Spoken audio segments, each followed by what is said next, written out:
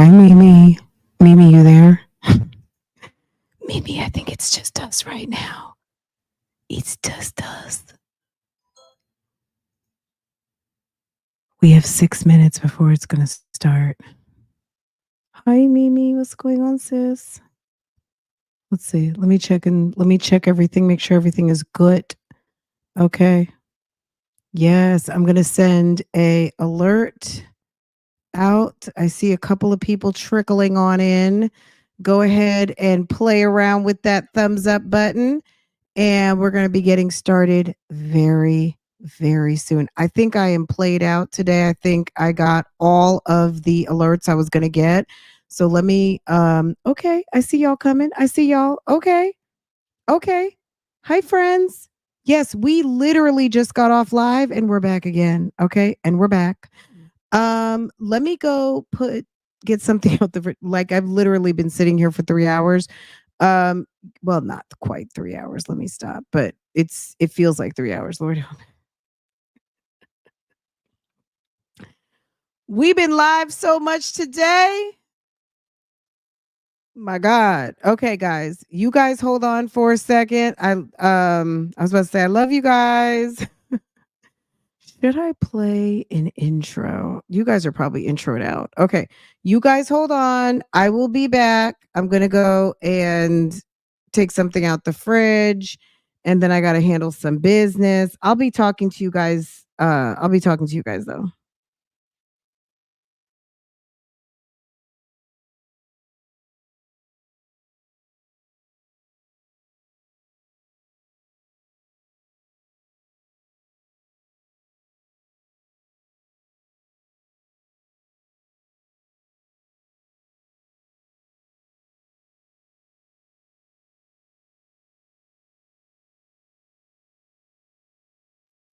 Oh my God. Sarah Boone is charged with second-degree murder after her boyfriend suffocated inside of a suitcase. He's in the suitcase still.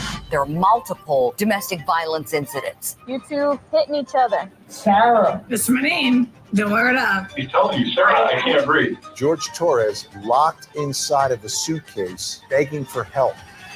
I thought he was okay. The Suitcase Murder Trial. Live coverage today on Court TV. Okay, guys, look at this. Court TV is doing member only mode. Okay, Court TV. I'm not a member over there, but yeah, look at that. Member only mode. Well, today is Wednesday. We didn't do members and mods. We'll do members and mods tomorrow. I guess it's starting soon, guys. Can I get this into the right mode? Let's see. Theater mode. Default mode. Full screen mode. Thank you, full screen. Okay, it's coming soon, guys. Give me just a second. Welcome, welcome, welcome. We are in court with Judge Kranick today. We are doing some pretrial motions. Next week, October 7th, the suitcase murder trial is going to get started, y'all. The suitcase murder trial on Monday. We're going to be busy. Yes, busy, busy, busy.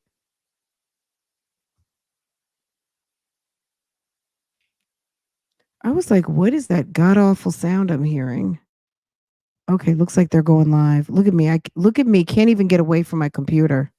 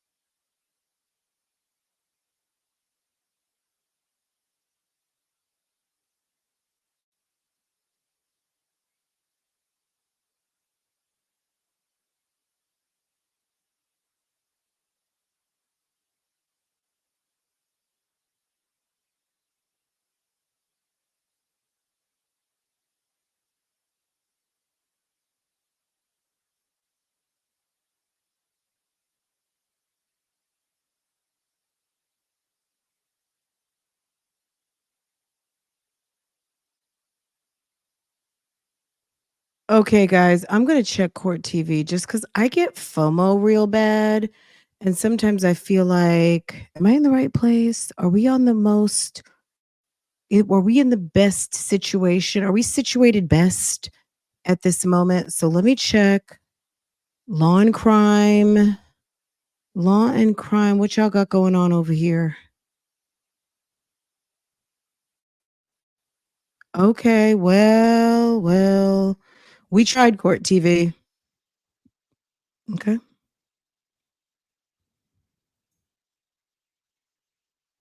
Okay, I'm not getting nervous about the Zoom feed at the moment. Like, okay, it's law and crime. I mean, I love Court TV. Court TV started, you know what I'm saying? Like, Court TV, okay, mad respect. But at the end of the day, let's get caught up.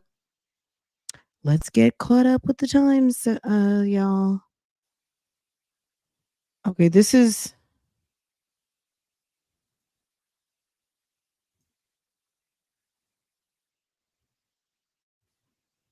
Yeah, we'll probably stick with law and crime.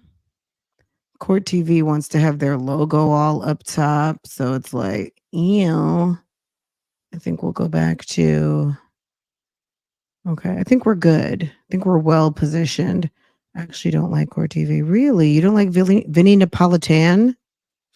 I think Law and Crime is a little more current. It's like, you know what I mean? It's like Court TV is, you know, it's good. It's good for what it is. They started it, the whole thing, you know, but I understand what you're saying, like in terms of like freshness and maybe what's a little bit more current. Law and Crime does it, but yeah, I if that's you know, but it's I guess it's a preference, huh? Law and Crime just they bring the drama without being dramatic about it, right?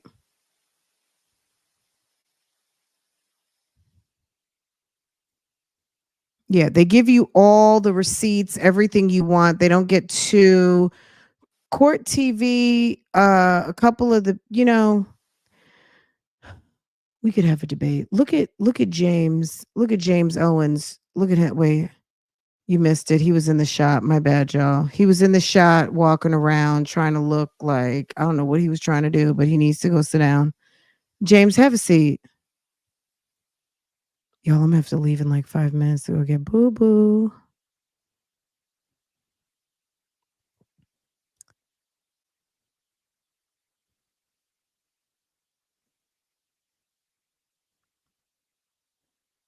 If James Owens don't go sit his behind down, okay? Look at the courts, look at the clerk. She's like, "Sir, would you stop?" I love she makes the funniest face. Okay, now is that Mr. Cacciatore? That's the state attorney, isn't it?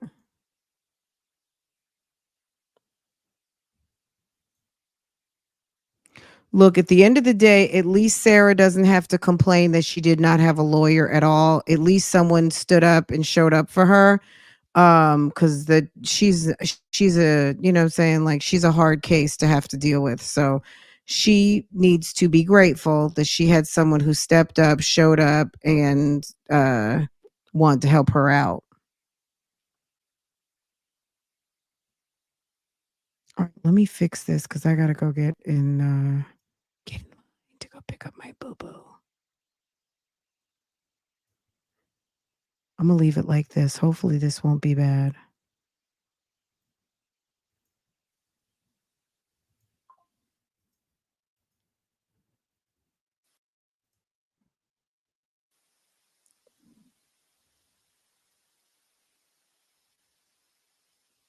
Oh, you know, they must have just bought Sarah in because her guard.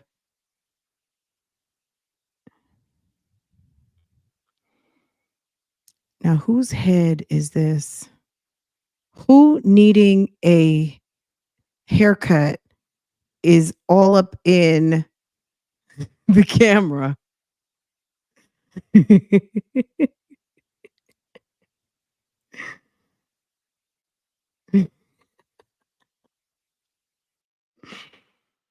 Ooh, I cannot wait for this. Okay, guys, let me go ahead and handle that business. We don't want to tell everybody what's going on, but those, if you know, right?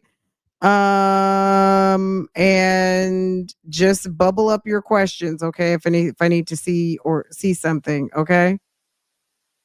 Girl, you think that was Danny Glover? That was Mr. Why was Mr. in the camera shot? What's he doing in court? I don't care what James Owens does for Sarah. At the end of the day, she is going to claim insufficient counsel, period. Okay. He could stand on his head, walk backwards, and hand her a check for $1 million, and it's still not going to be good enough. Sis messed up. Okay. Let me go handle that business. I'll be back in a bit, y'all. Y'all chat and let everybody feel at home. I don't know if I closed off the chat or not to subscriber only. Let me check. Do you guys think I need to? Let's see. It's open. I think the doors of the chat are open. Maybe I should just put it on just to be on the safe side. You at least have to subscribe for a minute, just in case all of a sudden all hell wants to break loose in here. Yes, let me shut the doors. The doors of the church are open, but you must subscribe. Okay. And you got to wait a whole minute. That way, don't come in here playing. We are serious court watchers over here. Okay. I will be on my best behavior. Girl, use that wrench if you need to. We got some wrenches in the house. Okay. Okay. Y'all handle the business. Okay.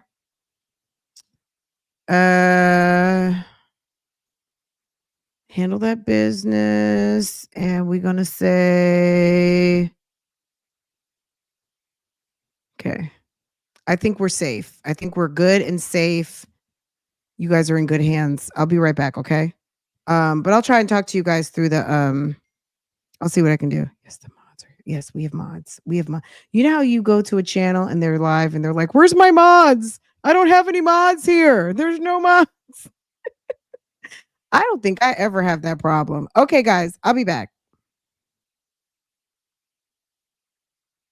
Glorious, we are at the Sarah Boone hearing and it hasn't started yet. Glorious wants to know what we are doing. We just went live. We are waiting for the Honorable Michael Kranick to hit the bench and go ahead and run these motions all the way down. That's where we're at. And you are not late. You are right on time. Everybody here is right on time. Go ahead and hit that notification. If you're new here, make sure your notifications are set and make sure you are subscribed. And go ahead and hit the like button. Okay. Yes, I'm getting ready to go out to I gotta go get online. Okay. Okay. The honorable judge.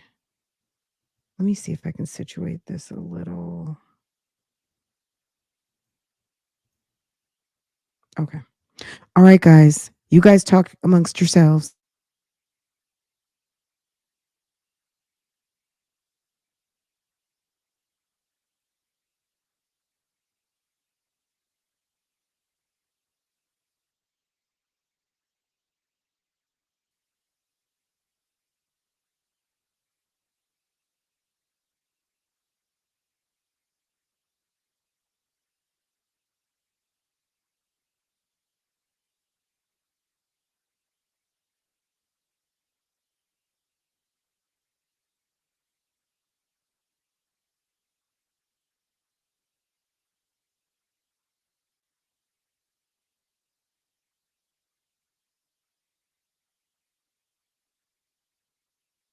Girl, is that the secretary? What's wrong with the secretary? Did you see her all slumped over her desk? Someone needs to go check on her.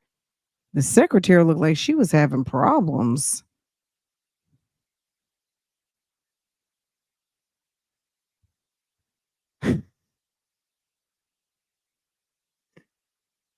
What is going on? Who is messing around with the camera? Stop it, Jackson.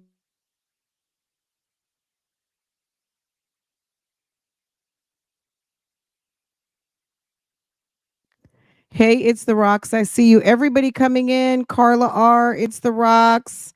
I see you guys. Kenna. Welcome, welcome, welcome, welcome, everyone. Jay Blake, AKJS. Good afternoon, y'all. Good afternoon. We are just waiting for things to get started, and we're waiting for the judge, honorable judge, to take his seat at his bench and get things popping. I wonder. You guys know they were going to go through the interrogation because they have a motion to suppress. All of my Nesto watchers, there was a motion to suppress some evidence. Okay. First of all, number one, the motion to suppress was filed late. There was one motion to suppress, there's a second motion to suppress. The second motion to suppress was filed 3 days later than the deadline. There is a 2-hour video. I don't know if we're getting ready to watch it or not. Judge Kranick mentioned he was going to watch it in advance to save some time, but I'm not sure if that's going to happen or not. So anyway, just to give you a little bit extra context, there is they're still going to, there's the ruling that we're waiting for on the cosmetics and street clothes. Okay. And there is the ruling on the motion to suppress, the interrogation, and I'm not sure what else they're going for. I'm not sure what else is going on.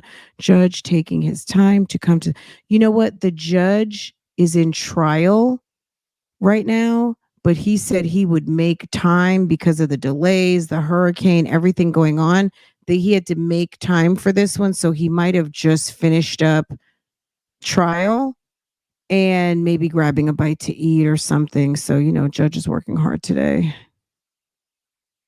Girl, they haven't even shown her yet. Okay. All right, guys.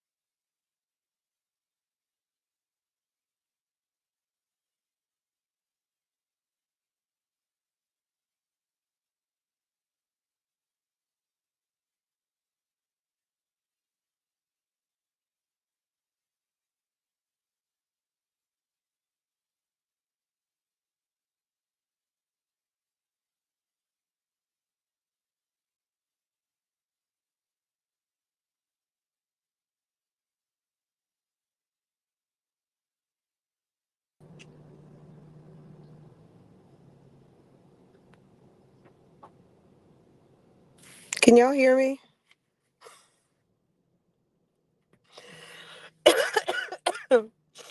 Okay, if you can hear me, hit a 1. Let me see. 1. Yes, you can hear me? Okay. As soon as they start talking, I'm going to get off of here because I don't want to interfere. Because I don't have a headset on and I don't have headphones or anything. I'm on the line. I wanted to put you guys on my stand. Okay, so is there sound? There will be sound. There's no sound yet because court hasn't really started. The honorable judge is not sitting at his desk yet. And then, of course, the mic would be picking up, it's just better to err on the side of keep it on mute until the judge sits down. And I don't know if the judge has like a master control to turn the mics on or what, but yeah, no sound just yet.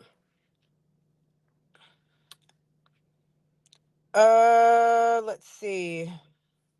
Shouts out to everybody on Facebook. I see Facebook is joining us. Welcome, welcome, welcome to our friends over on Facebook and all of our friends on YouTube. If you're not subscribed yet, won't you consider hit the subscribe button, set your notifications, and hit the thumbs up. That helps the channel, and I appreciate it so much. If you enjoy programming like this, if you enjoy talking about your favorite trial, about your favorite pop culture shenanigans going on at the moment, if you like to talk court cases, if you like live reactions to news, the news you may not be able to actually use, but the news that you like to watch, go ahead and hit subscribe. You recommend a Willy Wonka cut? Okay, let's talk about that for a minute. Sarah Boone, guys, is on trial. This is the suitcase murder trial. Her lawyer has filed a motion for her to be able to have hair and makeup every day. What hairstyle would be a winning hairstyle? What hairstyles have we seen be the case? I'm going to be honest. I have not seen the one person I've seen, I wouldn't say she beat a case, but she got the mistrial, Karen Reed. I don't know that Sarah Boone qualifies for the Karen Reed, like, beachy brown hairstyle, like the kind of long hair, loose wave type hairstyle where she would even get a mistrial. I haven't seen, all the other females we've seen on trial, all of them are doing jail sentences. It's not looking good for the trials we watch because all them women have gone to jail. Who's gotten acquitted that we watched? She looks like a joke.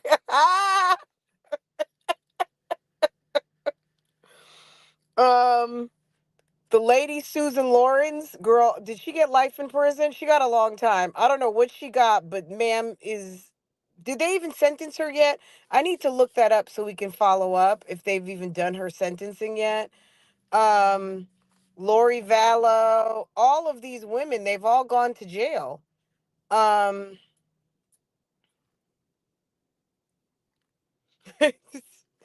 It's not a good time to be accused of a crime. That's all I'm going to say. People have a little to no appetite, and if you don't have receipts, you're screwed.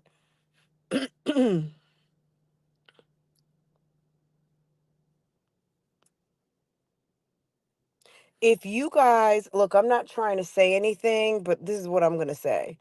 If you guys, any of you guys watch Tanika's 2 Cents? Last night, Tanika was reviewing the incident management reports. And you know how we were getting those because Sarah had the computer, right? So they would put all of her behavior. It was kind of like a weekly behavioral report. Well, Tanika requested from the jail all of her IMS reports. Baby, why was Sarah caught in the bathroom a couple of times with inmate Pena, some lady, last name Pena? It was like more than one occasion. Sarah keeps getting caught or is talking to I guess her gal pal over there in the jail. I don't know if Sarah found herself a little friend. Did you watch Tanika last night? Sarah sounded like she got herself a friend. I don't know if she's a friend or if she's just a friend. I don't know. I don't know. Okay, Judge is taking his seat, guys. I'm going to put myself on mute. I will be chiming back in a little bit, but let's go ahead and get this thing started, okay?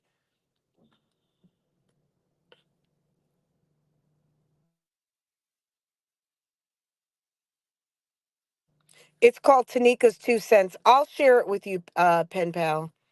Pen Pal, I will share it a little bit. I'll share the episode last night on my community wall, so I'll share it with y'all. Tanika's 2 cents. Clark, I'm ready when you are.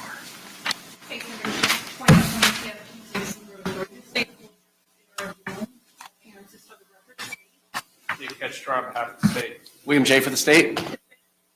James Owens for Sarah Boone. I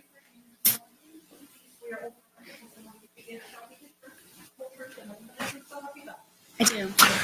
Good afternoon, everyone. Ms. Boone, good afternoon. If you could please state your full name and date of birth for the record for me.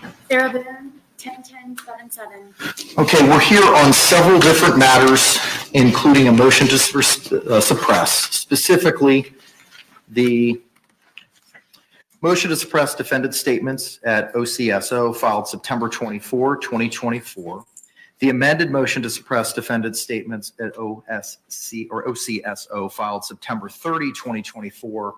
And then just what was filed this afternoon at 2:35 p.m., defendant's second amended motion to suppress defendant statements at OCSO. State, have you had the opportunity to review the second amended motion? Are you ready to proceed on that today? Okay. Are there any housekeeping matters we need to address from the state side of the ledger? Not on that motion. Okay. Any housekeeping matters on your side of the ledger, sir, with regard to those motions to suppress? No, sir, Judge. I believe we've got two detectives outside to testify, and we've also got the custodian of records from the Orange County Sheriff's Department relating to the Miranda card and the policy and procedure. Is that a valid argument that you're still embarking on this afternoon based on what's in your second amended motion? Yes. Okay, so the sufficiency of the Miranda waiver is still at play?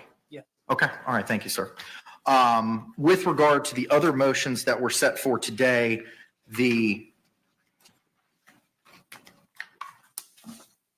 and I have reviewed the state's motion to strike, and I have reviewed all of the case law authorities that y'all have provided to me as well. With regard to the defendant's motion for hair, cosmetics, civilian and clothing without restraints for trial, Mr. J, do you have any position with regard to the restraints at trial portion of that motion? I believe the law of the case has already been settled on that issue. Okay, all right, we'll entertain argument when we get there. And I've also reviewed the state's request for protective order filed September 30, which is also set to be heard this afternoon. With that, we'll begin with the motions to suppress. State, you can call your first witness. Judge, I'm not objecting to the authenticity of whatever it is he subpoenaed. I've been getting some of the documents, Orange County Sheriff's Office General Order 711. I don't see any need to belabor the custodian of records sitting around. Was there something else? Was there actually a Miranda card? Or Yeah, if you look in the very back. If you look in the very back, okay, you see the Miranda card.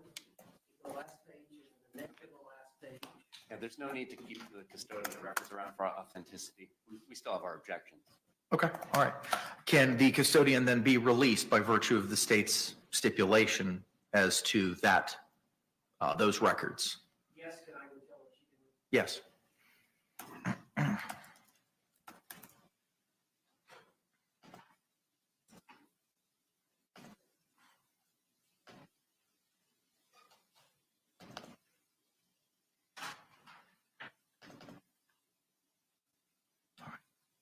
I also have reviewed the 2-hour and 6-minute investigation that's pertinent to the motion to suppress. The court has reviewed the entire video. With that, State, you may proceed. They would ask the court or the clerk to mark A for identification. It was a DVD courtesy copy. It's the body worn camera.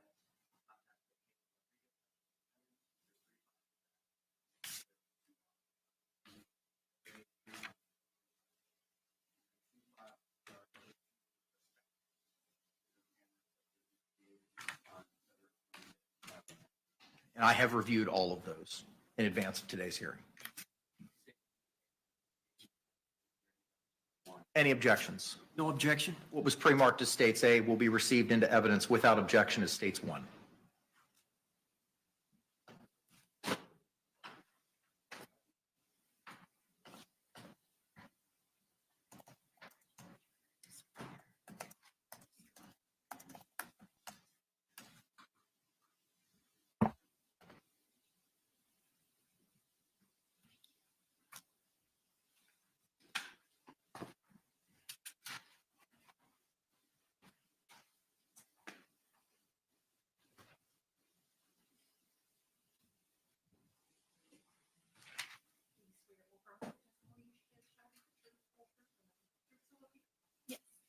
Good afternoon, ma'am. Could you state your full name for the record and spell it for us?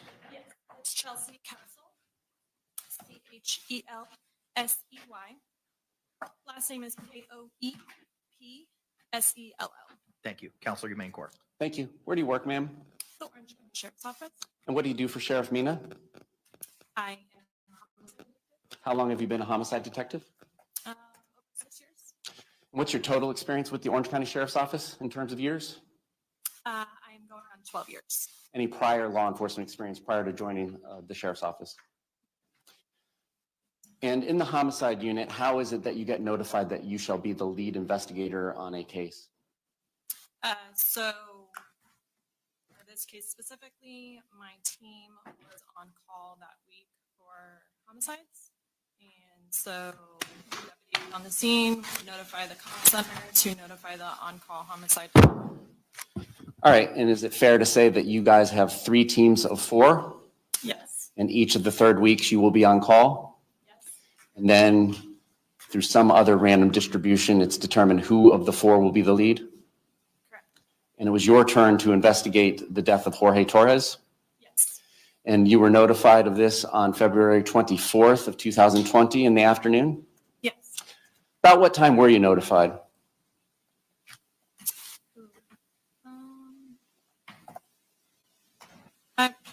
I would have to look at the CAD sheet to recall directly, but I would assume within 30 minutes to an hour of deputies being on scene. All right, and do you go to the scene first or do you do anything else? For this particular incident, I got my partner, Detective Sarah Lowen, and we headed out to the scene.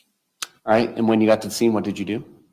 I met with the deputies there, and they kind of just briefed me on what was going on and what they responded to. Did you do a walkthrough of the scene? I did, yes. And then was a search warrant drafted for the residence? Yes. And later executed? Correct. Did you have any contact with somebody identified to you as Sarah Boone on the scene? Yes. Do you see Sarah Boone in courtroom today? I do. Can you point out where she is and what she's wearing? She's over here on my left, and she's wearing blue. May the record reflect she's identified the defendant. Record will so reflect. When did you first have contact with her? If I'm not mistaken, she was outside of the apartment when I got there. So once I spoke with deputies, I then went and introduced myself to her. All right, and did you ask her any questions at this time as you guys are standing outside of the residence? Not like detailed questions about like what happened, because I already was told by deputies what she had told them. So it's more just to like introduce myself and to let her know, you know, we're doing a search warrant and the procedures of how we do things. And when you respond to a scene, do you respond in plain clothes? I do, yeah, like business professional. Like what you're wearing? Yes. And when you made contact with her outside of her residence for this first contact, were you alone or was your partner Scott Lowen with you? I believe Scott was with me. And was he also similarly dressed in business casual? Yes. All right. And so how long was this initial interaction with Ms. Boone? Not long. maybe a couple minutes to a few minutes. Okay. And this was out on the sidewalk in front of her home? Yes, if I'm not mistaken, she was at a neighbor's residence, like sitting out on their like front porch area. Do you recall what you asked her in this initial contact? Do I recall what? You asked her? No. Okay. So it was just a couple of minutes that you were there with her? Yeah. Okay. And then what do you do after your first contact with her? So once I did my walkthrough, we decided to go with a search warrant for the scene. So that was written by somebody else. And then once that was executed, we went in there further with CSIs. And then we talked to Brian Boone, which was the ex-husband. And then I believe we then sat Sarah into our unmarked vehicle and had a conversation with her. Was that conversation in the unmarked vehicle recorded? Yes, audio recorded. And can you describe this unmarked vehicle for the court? At the time I was in a unmarked Pathfinder, so it was like gray in color, didn't look like it didn't say like law enforcement or police or anything on the exterior. And there were lights like inside. Where did everybody sit in this Pathfinder? I sat in the driver's seat, Sarah sat in the front passenger seat, and Dr. Scott Lowen sat in the back seat. Did you have any conversation with her about the facts of the case or your investigation that wasn't recorded inside the car? No.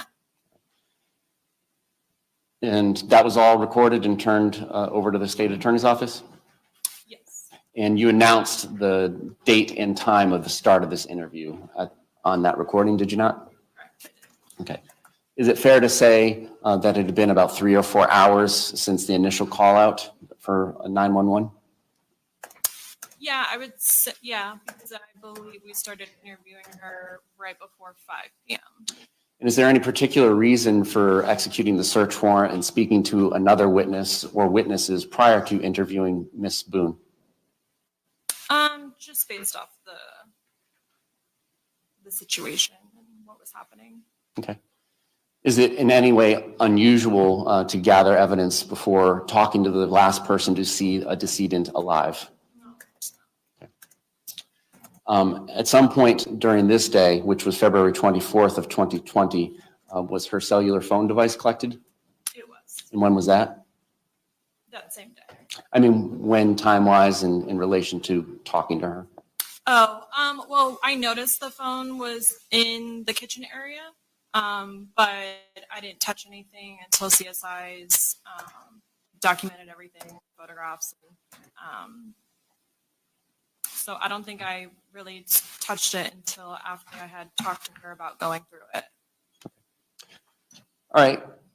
And ultimately, was she placed under arrest on February 24th, 2020? No. After she got out of her car, was she free to remain on the scene or free to leave? Yeah. Not go back in her house. But Prior to that, had she been detained and requested not to leave the scene? one more time. Prior to your interview with her in the car, had she been asked or ordered to stay on the scene? Not by me. Okay. February 25th, was there a second interview conducted with you and Detective Lowen with Miss Boone? Yes. Prior to this interview, had her phone been extracted by any member of the digital forensics team at the sheriff's office? Yes, it had. All right, and had you reviewed some of the evidence on there? Yes. You had requested that Miss Boone come down to the sheriff's office rather than you returning to the scene? Yes. Can you explain that? It's more of a controlled setting for law enforcement. We were able to audio and video record at the sheriff's office, and she had mentioned that she might not be staying at her apartment, and so I didn't want to go to the ex-husband's residence where her potential child was. So I just felt it was a more controlled setting at the sheriff's office. All right. And when Miss Boone arrives at the sheriff's office, who goes down to greet her and where? It was not me. But she would have gone in through, we have two entryways. So either on the record side or on the opposite side. And she would have to go up to a window and request that she was there to meet with me. They would call me. I would tell them yes, sign her in. And then if I'm not mistaken, I believe Scott, Detective Lowen, went down and got her. All right, so you're describing two separate entrances that members of the public can come and go through, Yes. as opposed to separate entrances that might be in the back of your building where people are not free to come in and out of without a swipe card. Yeah, the public doesn't have access. All right. Now, in relationship to those two entrances, which I assume are on the first floor of the building, is that a safe assumption? Yes. Where are the CID or the investigation division's interview rooms? They are located upstairs. All right.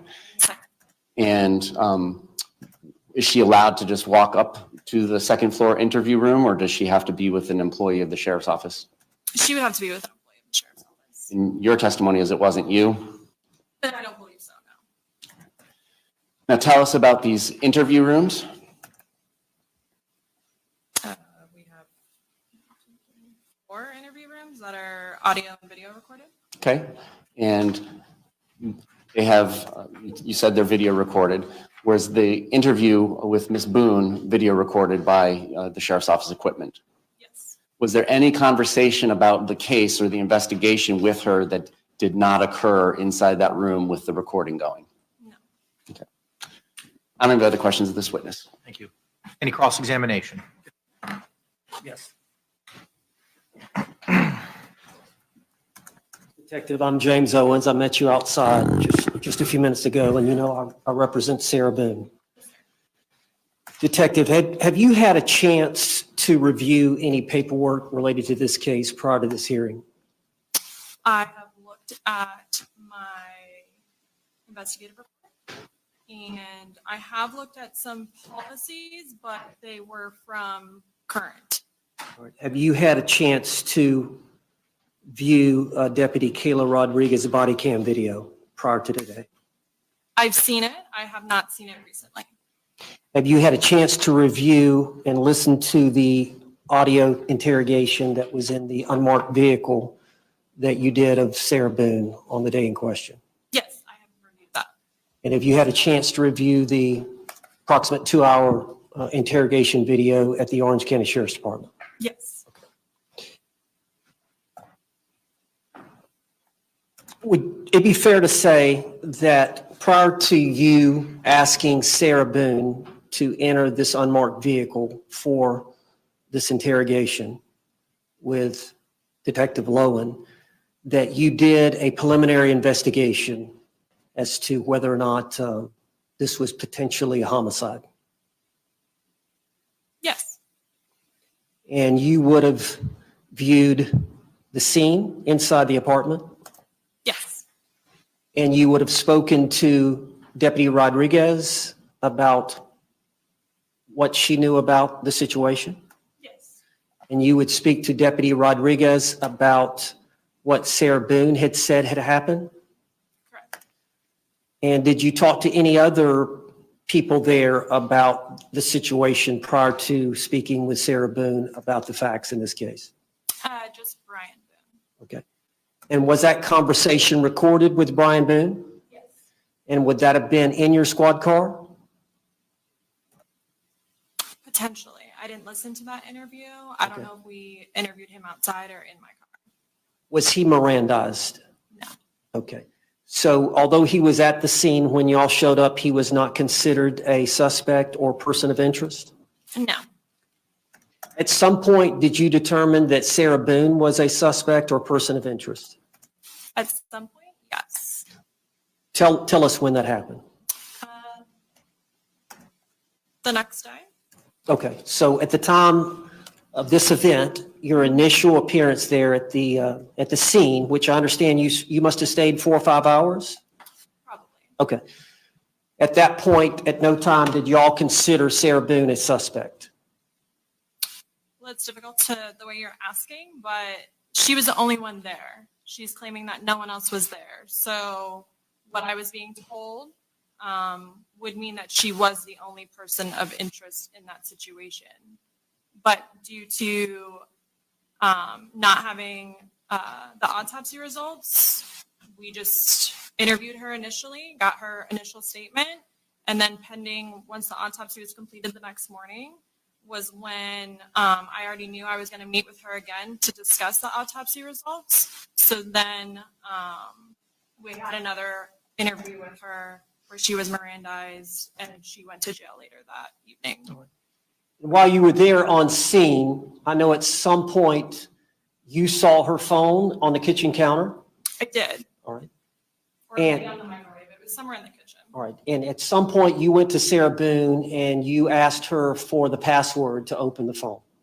We asked to go through her phone. Did you ask Sarah Boone, can I have the password so I can go through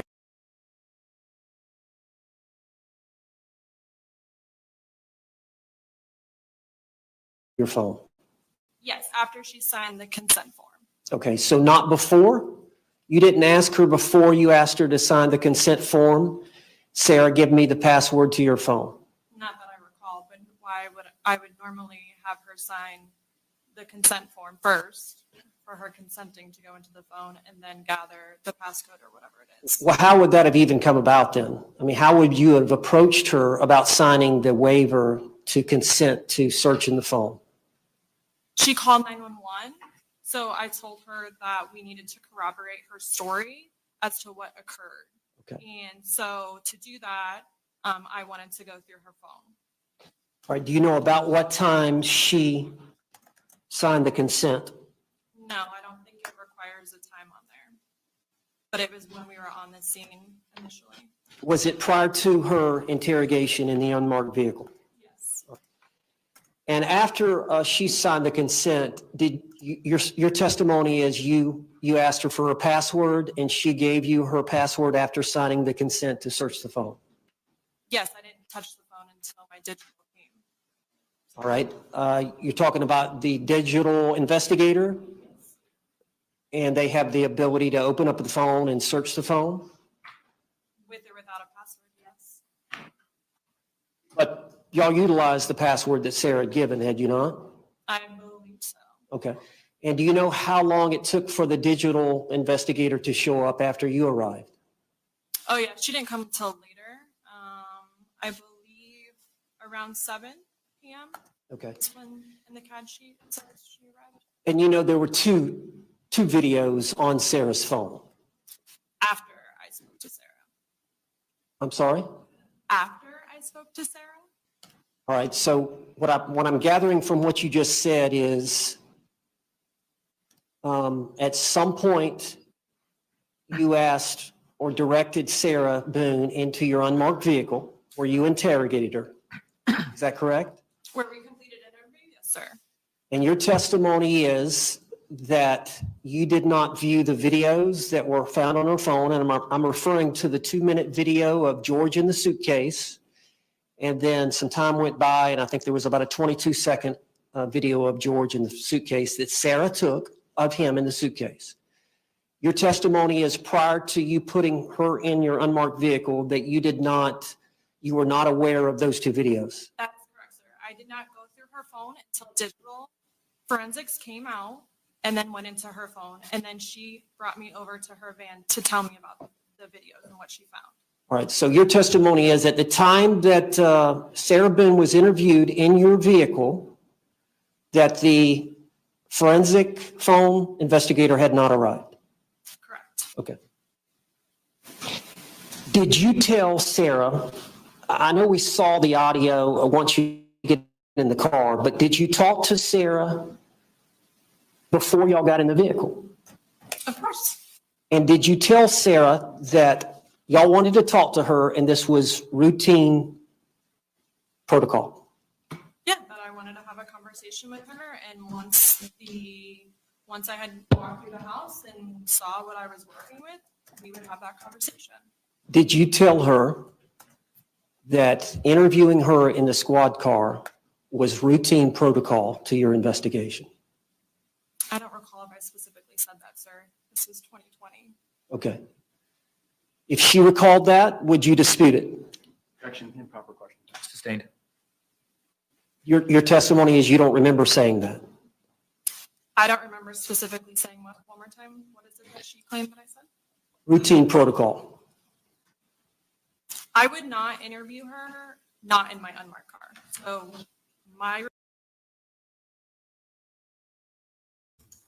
My bad, y'all. I messed that up. I was trying to fix it. My bad. This is, I didn't expect it to go this way. Okay, hold on just a second. My bad. So I was actually looking for the body cam footage, and I think we were like about 30 seconds behind. So my bad. yes, I definitely directed her to get into the front passenger seat when we were going to talk in the vehicle. Yes. Okay, and you don't recall whether or not you said this is routine protocol to come into the car and talk to me? Those words specifically, no. But I would have talked to her in the vehicle regardless. I would not have talked to her outside of my vehicle. All right. Now, once inside the squad car, you were there with the other detective, Detective Lowen. Okay. And you read her the Miranda rights card, correct? Yes, from my card. Yes. Do you agree that you didn't ask her the last question, number 9? Objection, relevance. Response. Judge, we're here on a hearing on the issue about the interrogation. But the case law that you provided to me, none of it stands for the proposition. Miranda identifies the 4 things that need to be addressed. Not one of the cases talks about that issue of reading that language at the bottom of the card that is in the motion upon information and belief. This is what it says. So how's it relevant for the purposes of today? Well, it's relevant because this is the policy of her department. But Judge, what is the policy? But now we're getting away from the card to now the policy. There's nothing about the policy right now. The question is about what the card says. Okay. The card is the policy, and the policy is the policy. They're intertwined. They refer to each other. Our argument is that she did not waive her rights. But remain silent. That's a different issue than what is on the card. I understand, but it's a coercive question about her not doing that, which was the policy of her sheriff's department. She elected not to do that. She wanted a statement from Sarah Boone at the scene. She wanted a statement from Sarah Boone at the sheriff's department. She elected not to answer a question that the policy says read verbatim from the card. Why did she not want it? Our position is it was an attempt by this detective to coerce Sarah Boone into talking.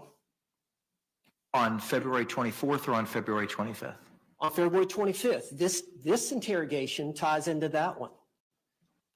She used the same routine protocol that she used for the second one. The first one, she claims that my client wasn't a suspect, wasn't a person of interest. At the sheriff's department, I'm sure, I haven't talked to her about it yet, but I'm sure she's going to say, yes, she was a suspect. Yes, she was a person of interest. Yes, we had probable cause to arrest her prior to her giving a statement. But what she said in terms of routine protocol the day before was what Sarah was relying on when she said routine protocol, when she questioned the detective about routine protocol the very next day in the interrogation room. And for her not to give that question goes to the totality of the circumstances as to whether or not my client, Sarah Boone, actually waived her right to remain silent. If she understood her rights and then she consciously and freely waived her rights. She was not asked that question. She was not asked that question in the car. She was not asked that question. But that totality of the circumstances comes into play for the court to consider, this court or an appellate court to consider as to whether or not that statement should be suppressed. Any other response? Judge, just like it's irrelevant what the sheriff's office policy is compared to what the Florida case law says about our right to not be compelled to give statements under our Constitution in the state of Florida or the United States and federal case law and the state case law interpreting the United States Constitution, the policy is irrelevant and the officer's subjective intent is completely irrelevant in a motion to suppress, just like it would be in a traffic stop under Wren versus United States. What matters is objectively what was spoken to the defendant And I would ask that we honor the local administrative order and call people by their surnames and not their first names. What matters is that the defendant was read what the case law requires. Anything about the policy, anything about the officer's subjective intent is completely outside of all the case law submitted by both parties. Last bite at the apple. I'm sorry. Last bite at the apple. Last bite at the apple. Any other argument? Judge, we're talking about the totality of the circumstances, whether it was coerced or not. You can take any technique or a non-technique, something that you use or don't use, to establish whether or not it was coerced or not. The fact that she didn't read, do you understand the rights? Do you understand these rights, which is the form, the Miranda warning form? Do you wish to talk to us at any time? That's on the waiver affidavit. On the other form, which is the policies form, it says, do you understand these rights? And then the question number 9, do you wish to talk to us at this time? Objections overruled. Thank you. And you're referring about surname. What do you mean by that? You mean, That means last name. okay, what did I say to this detective? Keep calling the defendant by her first name. All right. Can I say Sarah Boone? Either Miss Boone or Sarah Boone, that's Okay. fine. You may proceed. Have you had a chance to look at the standardized Miranda card issued by the Orange County Sheriff's Office? Do you agree that you did not read the 9 questions to her in your squad car? All 9 questions is. Correct. No, I did not read all 9 questions. Do you know how many questions you did read to her? 8. Okay. And the question you omitted is question number 9. Is that correct? Yes, it's actually not on my Miranda card. I'm sorry? It's not on my Miranda card that I read from. You can continue. What do you mean by that? It was the card that you read, it was not on the card? Number 9, no, not on my card. We have multiple Miranda cards at the sheriff's office, but yes, that is the in reference to the policy. Yes, that is the policy. Well, somebody dropped the ball somewhere. Did you fail to get, Proper question. Sustained. did you fail to get the most updated card, or how did that happen, that the 9th question was not on your Miranda rights card? I've had that card since I started being a detective in sex crimes in 2013. Have you become aware, as it relates to filing this motion, I've become more aware, yes, that there's that card. have you gone and gotten the updated card? Objection, relevance. Sustained.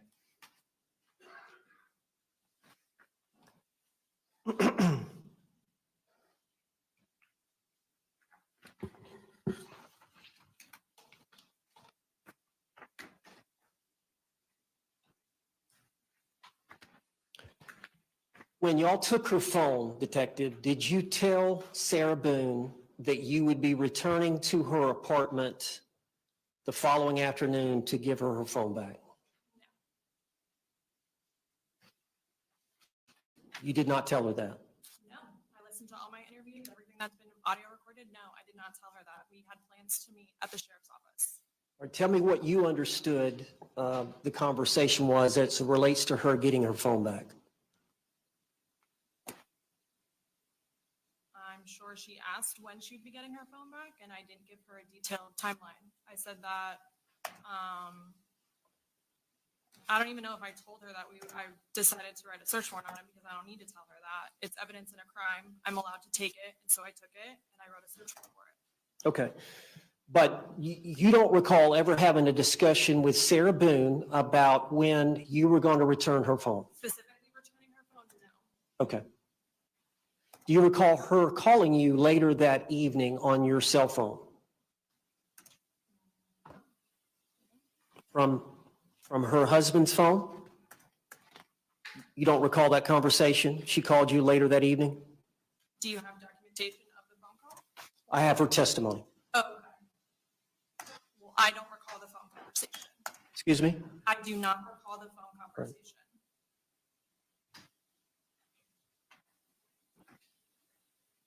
You said that y'all had some discussions about Sarah Boone coming to the station. Was that talked about the day of this event or the next day with Sarah Boone? It was talked about before I left the scene. All right. And did you relate to Sarah Boone that she needed to come to the sheriff's department the next day to retrieve her phone? I don't know if I specifically told her about retrieving her phone, but she knew that I was waiting to hear about the autopsy results and that I would probably have more questions. All right, so you believe you told her that night, I need you to come back, maybe or maybe not about the phone, but I may have some more questions for you? Something along those lines. Okay. And when was it that you actually saw the 2 videos from Sarah's phone? Was it that evening after the interrogation in the squad car? I've already answered, but yes, it was after the interview. All right, and was it while you were on scene? Correct. Okay.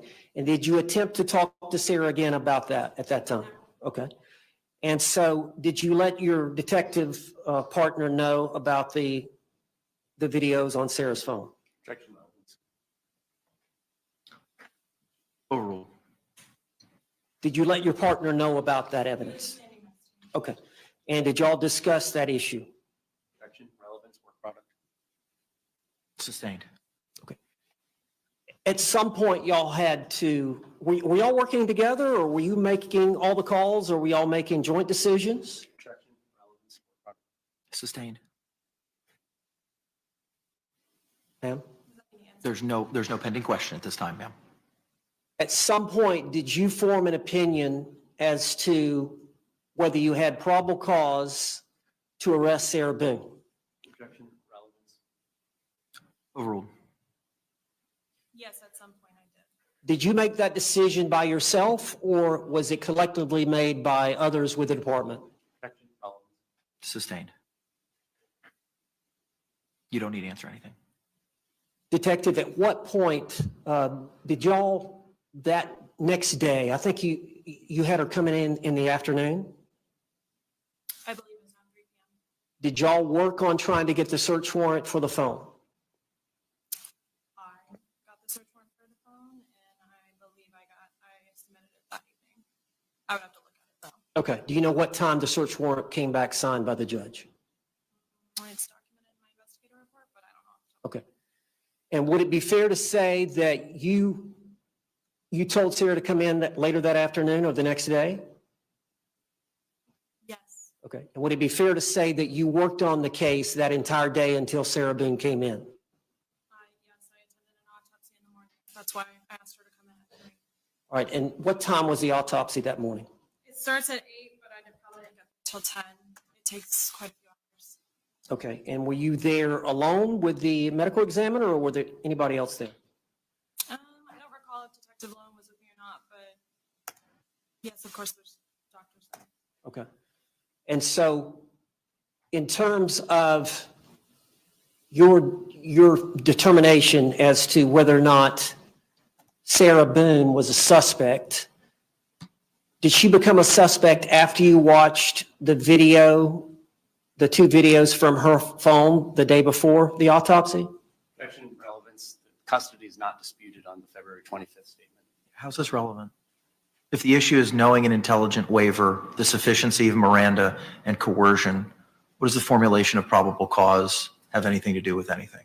Well, I wanted to bring out the fact that they had already made a decision before she came in for the interrogation on the 25th that they had probable cause to arrest her. So that if she, A, either didn't come in, they were going to go arrest her that day, or B, if she did come in and she exercised or invoked her rights to remain silent, that they were going to arrest her anyway. That they had already made a decision that she was the prime suspect. They had probable What cause. does that have to do with any of the 3 issues that are raised in the motions? It's whether or not she was in custodial interrogation, whether she was free to leave. I don't know that that's being disputed by the state. I think my response. That's my understanding. The state's Okay. not disputing that there was a custodial interrogation, which is why, on February 25th, which is why Miranda was provided prior to that. Judge, it was provided the day before, and she's just testified she was free to leave at any time. Okay. So the Miranda was given on 2 separate occasions. She wasn't in custodial interrogation. Detective, am I right? The day. Well, hang on. Before we ask any questions, let's drill with the evidentiary objection first. Okay. The objection sustained. Okay. You may proceed. All right. Ma'am, you would agree that when Sarah Boone arrived that afternoon for the interrogation, she was not free to leave. She was not. Excuse me? She was not going to be free to leave. No. Okay. And so if she would have remained silent and exercised or invoked her right to remain silent, she would have been arrested anyway. And that was based on your investigation that you had the night before at the scene. It was based on her statements that she had given you in the squad car. And it was based on the autopsy that was performed the next day that you were present for. And it was based on the 2 videotapes that you saw from Sarah's phone. Objection, relevance as to what probable cause basis. Sustained. You had all that information before you began your interrogation on the 25th of Sarah Boone. I had all what information? All the information that I just related to you before you began your interrogation of Sarah Boone. On February 25th? That's correct. Yes. And you would agree that you wanted to speak to her on the 25th. Objection, relevance. Overruled. Yes. Okay. And would it be fair to say that you wanted to get statements from her relating to the injuries to George Torres from the autopsy? Objection, relevance. Overruled. Yes, I wanted to have a follow-up conversation in reference to what she told me the night before and in reference to the injuries that she failed to mention. And you also wanted to question her about the 2 videotapes that you had found on the phone. Objection, relevance. Overruled.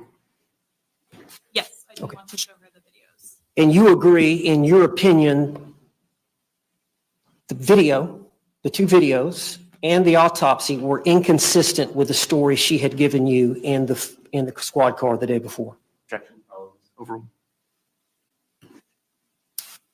The videos, I'm sorry, repeat your question one more time. You would agree that the autopsy results and the videos that were extracted or taken from her phone, recording George, those 2 pieces of evidence from your investigation were inconsistent with the statement that she had given the day before in your squad car. Same objection for the record. Overruled. Yes. And I believe that's ultimately the reason you arrested her, because of her inconsistencies. Objection, irrelevant. Sustained.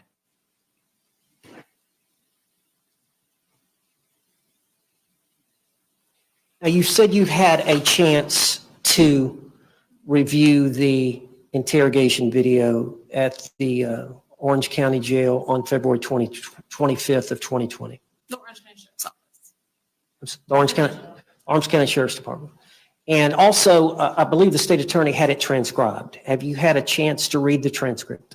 I have not read the transcription. I watched the video with audio. Okay. Have you had a chance to look at my motion where the question and answers are typed out, at least the first minute or so? No, I have not looked at your motion. Okay. Do you recall you saying to her, I'm going to have you sit in the green chair? Objection, best evidence is the recording. He's right. Okay. Objection sustained. Okay. Do you agree, prior to reading Miranda, that you mentioned to her that you had received his autopsy and that you were going to read her rights again, but that we had to talk about that, referring to the autopsy? Objection, best evidence. Sustained. Do you recall making some comments to her prior to reading her the rights? Objection, best evidence. Overruled. Yes. Is it the policy of the Orange County Sheriff's Department to make any statements to them about the interrogation prior to reading Miranda? Objection, relevance. Overruled. One more time.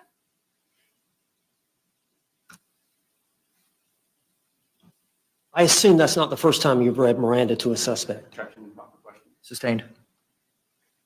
Let me go back to the first question then.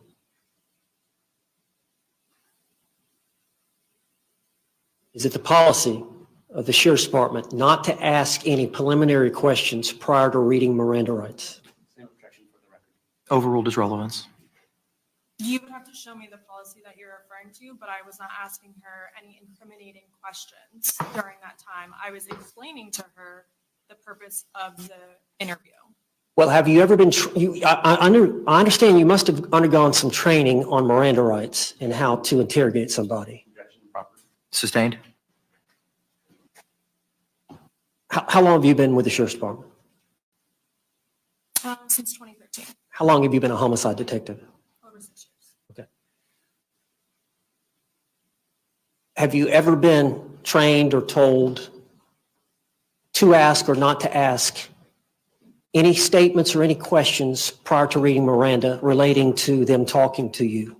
Objection, relevance. Sustained. Can you tell us if you recall saying anything to her prior to reading her Miranda?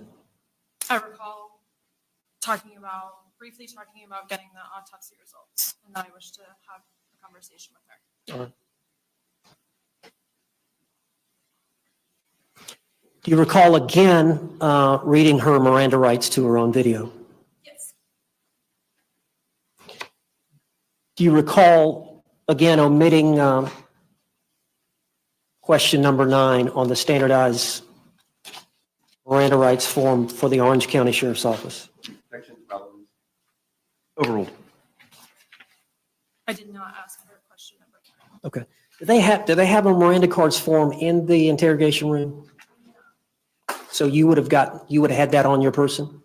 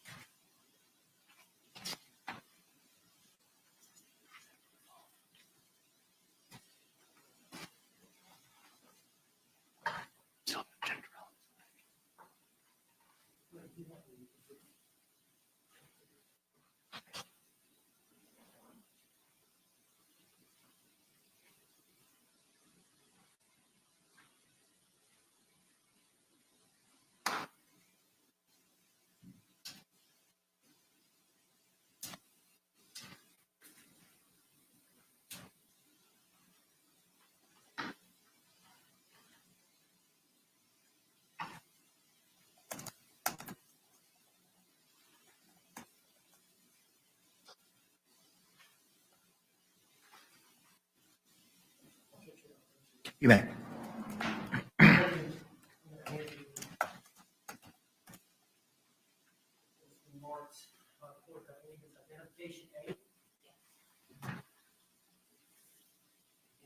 See if you recognize that document. Yes, this is our waivers and affidavits. Is that a filled out of waivers and affidavits? It's filled out by me, but there's something highlighted that I did not do. Okay. And is that form filled out as it relates to Senator? We're talking about just this top, right? Yes. Okay, I'm sorry. Does it what? Is that form, is it filled out as it relates to Sarah Boone? In the case, yes. Is that her signature or what? Yes. Did you see her sign it? Yes. Is that your signature or what? Yes. And is that the consent for the phone? The consent to search, yes. On that form, is there also the Miranda warnings? Yes. That is a form that's standardized by the Sheriff's Department? Yes. And you did not read a Miranda from those rights? From this piece of paper? Yes. That's audio and video recorded? No. Okay. You would agree that there's 9 questions on that one? Yes.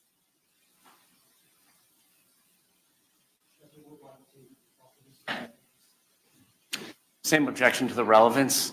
As far as it being a consent to search her phone, we're not disputing that she was in custody on February 25th, 2020, when she gave a statement to the detectives. And again, under the case law, there's no requirement for this question 9.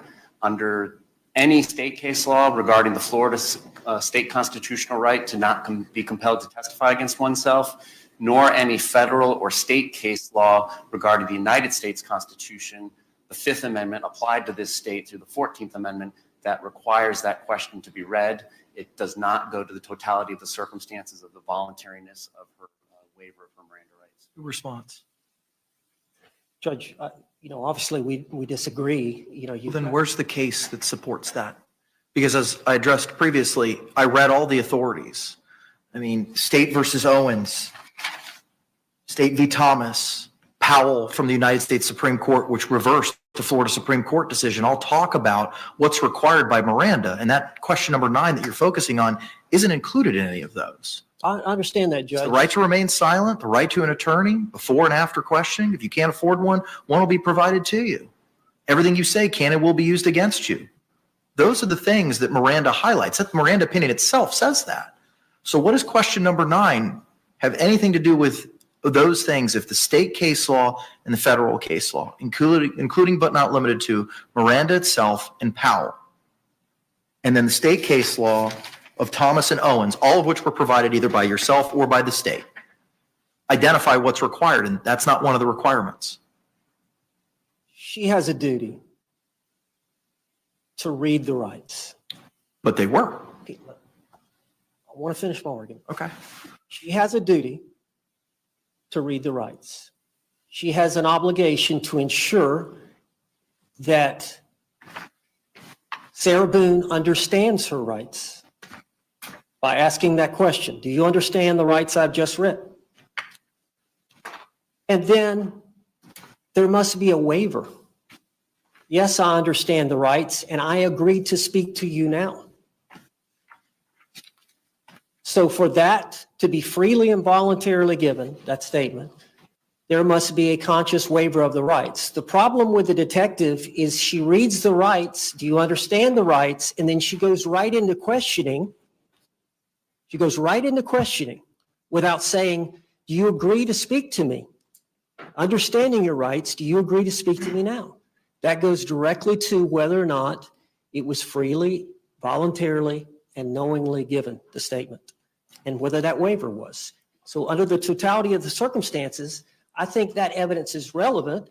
It's the policy of the Sheriff's Department. Obviously, she had an old Miranda rights form, but she failed to read what we perceive as a critical question, and she's going to testify about what she perceived at the time that the detective failed to read that question and how it ties into the case. I understand that all they have to read is those 4, but I think under the totality of the circumstances standard that this court has to apply, that should be a consideration the court should consider. I know it was an honest mistake. She had an old card, but still, I feel like it should be considered in your decision. Anything else, Mr. J? It's essentially the defendant stating that they want to make new case law. I'm going to sustain the objection as relevance by virtue of the decisions in Thomas 351, 7th, 3rd, 197, and Owens 41, 7th, 3rd, 352. It's not relevant as to what the questions need to be asked for the purposes of whether sufficient Miranda waiver was given. Do you agree, Detective, that after you read her those Miranda rights,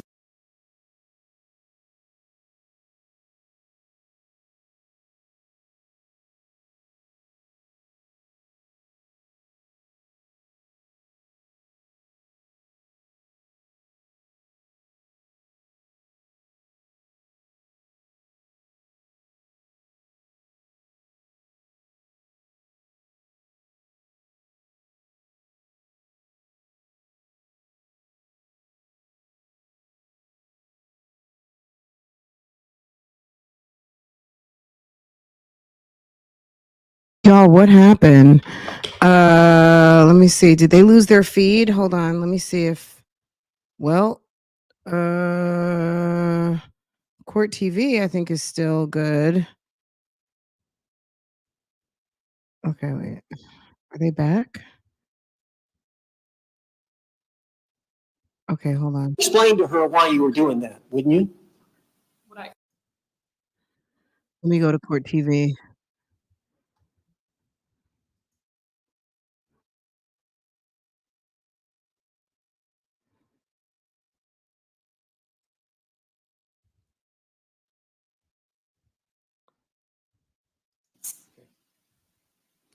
I don't know That what was happened without with the Law and autopsy. Crime, but Law and Crime's That feed was looks without like the two videos from her damn phone. Western, like a Western squad car. saloon. Okay. Yeah, I didn't. At this I guess it's back. And in the squad car, she was free to leave. I mean, I didn't tell her she was free to leave, but I mean, if she didn't want to talk to me, she didn't have to talk to me. Okay.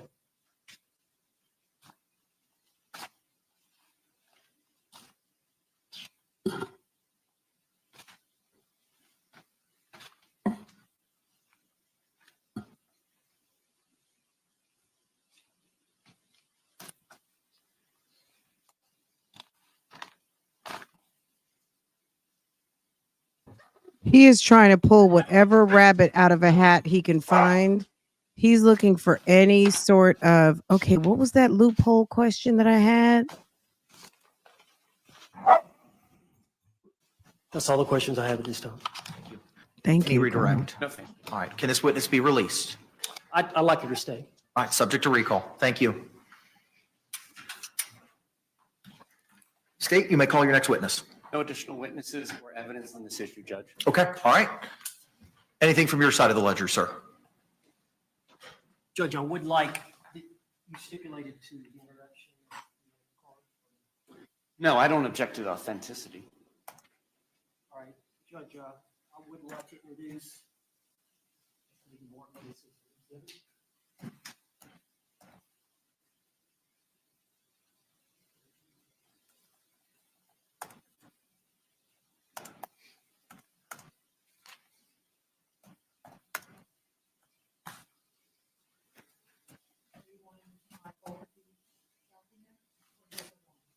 Just that one.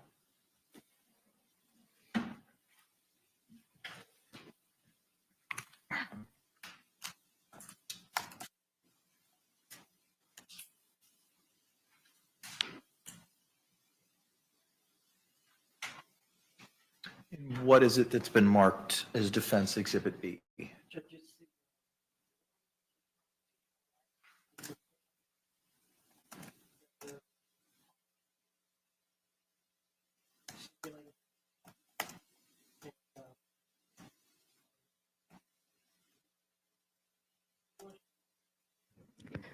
Look at Sarah Any trying to objection? move some stuff around. She got handcuffs on.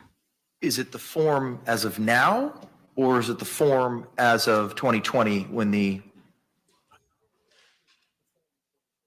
Okay. Can I see it for a moment, please? Thank you.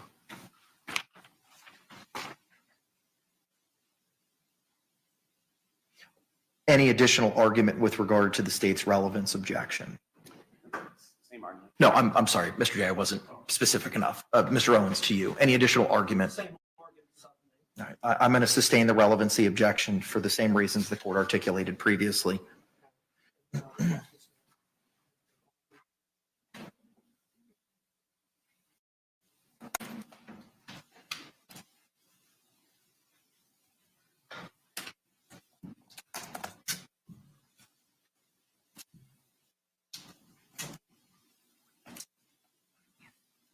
And Mr. Owens, you had one additional exhibit as well? This is a composite exhibit, Judge. It's the policy of the Sheriff's Department.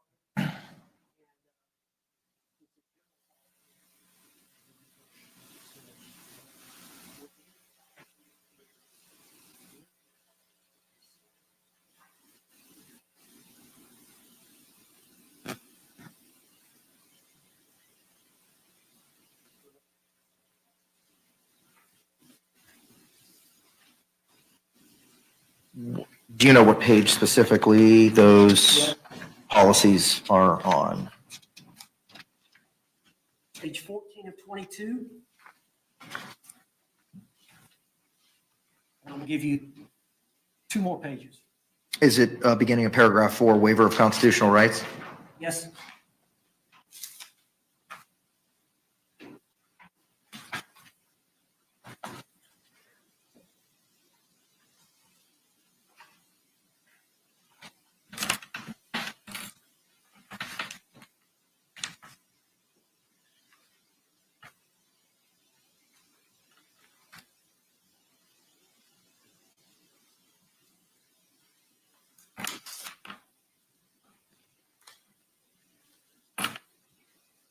Okay, I've read pages 14 and 15. All right, Judge, and then you go to 13 of 28.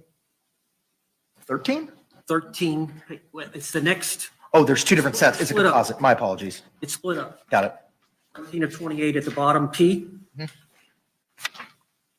And then it goes on to the next page, 14 of 28. Specifically 2A on 14.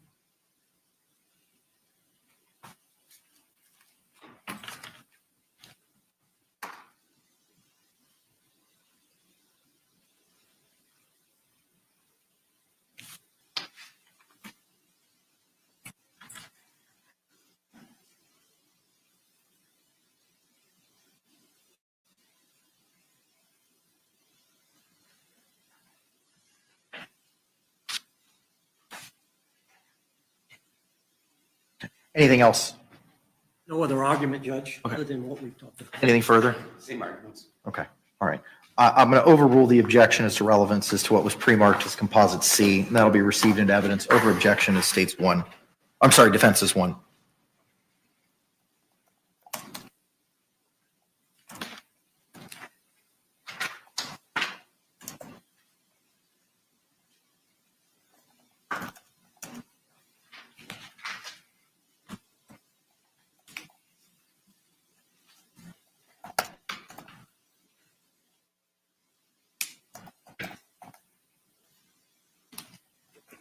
Any further witnesses, evidence, or testimony, sir?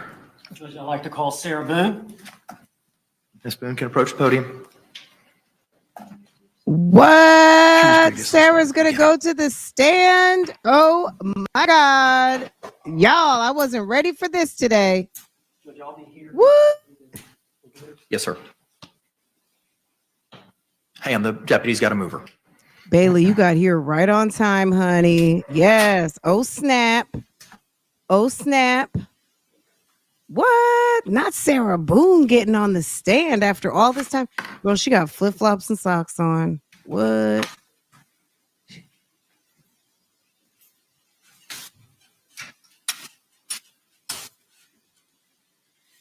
Ma'am, you've already been sworn. Counselor, you may proceed. And would you please state your full name? Sarah Boone. You're going to have to speak up or move the mic. Sarah Boone. Yes.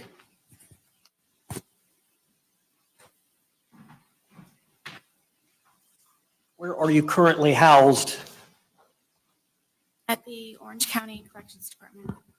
Have you been there since February the 25th of 2020? Correct. Was that the date of this interrogation that we're here for on this motion? Yes. All right. Let me take you back to the morning of finding George Torres in the suitcase.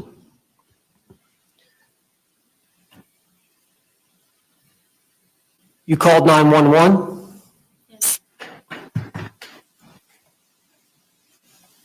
Is it true that Detective or Deputy Kayla Rodriguez of the Sheriff's Department arrived? Yes.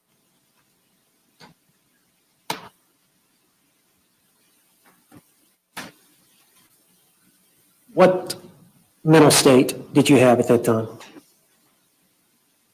I was very confused. It was very hazy. I didn't understand the monumental amount of people that were there and what they were doing with taking things from my home. I was worried about my dogs. I was worried about my son. I was in shock. I was traumatized by the situation, and then trying to focus on everything that was going on at my home, I was hungover. I was still, I believe, intoxicated to a degree. Objection, Judge, move to strike. This is outside their motion to suppress. They have not made any allegations that her statement was involuntary because of her mental state or state of intoxication. Response? Judge, we're talking about, I'm just getting some preliminary information. But Her interrogation is the next day. the state has an obligation, and the case law cited by the state requires specificity in the motions. So it's not a game of 20 questions and a surprise. Okay, this is the Are day you- before the interrogation. I understand that. We're not talking about an intoxication. But are you going to be arguing anything in conclusion as to what happened on February 24th led to any coercive or coercion behavior on behalf of the Orange County Sheriff's Office on February 25? Are you going to bootstrap or link any of those things together? The interrogation in the squad car and what was said to her prior to getting in the squad car that relates to what she said about it being routine protocol, yes. All right, I'm going to sustain the state's objection. Relating to the intoxication? Yes. It wasn't raised in any of the three motions that have been filed. Judge, I didn't ask her that. She volunteered I that. understand it. Objection sustained and it's stricken. Did you speak to the deputy about what had happened? Yes. Okay. And then, were you asked to stay on scene? By both, yes. By both detectives, yes. Okay. How long did it take the detectives to arrive after you had spoken initially with Deputy Rodriguez? It was not right away. I don't know specifically, but it was not quickly. Okay. Did the two detectives, when they arrived, did they take over the investigation? It was my understanding, yes. No foundation for her to complete any. Sustained. At some point, were the detectives directing you what to do and where to go? Yes. Okay. Can you explain what the detectives told you as it relates to you getting in the car? What, was the phone issue before the car? Yes. Sustained. Let me ask you about the phone. When were you first asked about your phone? From my remembering, it was once they arrived, one of the first questions that Hopesall asked me was if I owned a phone. And what did you tell her? I told her it was on the kitchen counter. All right. And what happened next as it relates to the phone? I believe that it was brought to her with someone else. I don't remember. Sustained. What was the next thing that you were told or talked to about as it relates to the phone? Unlock it. Who told you that? Detective Hopesall. How did you unlock it? She handed it to me and I unlocked it. How do you unlock your phone? It was with a passcode. Okay. And when you unlocked it, did you give it back to the detective? I did. All right. Did you ever see the phone again? I did not. Okay. After that incident, was the next time you were spoken to by Detective Copesall was in relation to the interview in the squad car? Yes, she told me I needed to go with her and Detective Lowen to her unmarked vehicle. And did she tell you anything about what was going to take place once y'all got inside the vehicle? That she was just going to be asking me general questions. Was there ever any mention about normal protocol? Not that I can recall. Okay. What about once you got in the squad car? I don't recall the squad car. Okay. And that was recorded for the court to consider. And so she read you your Miranda rights? Yes. All right.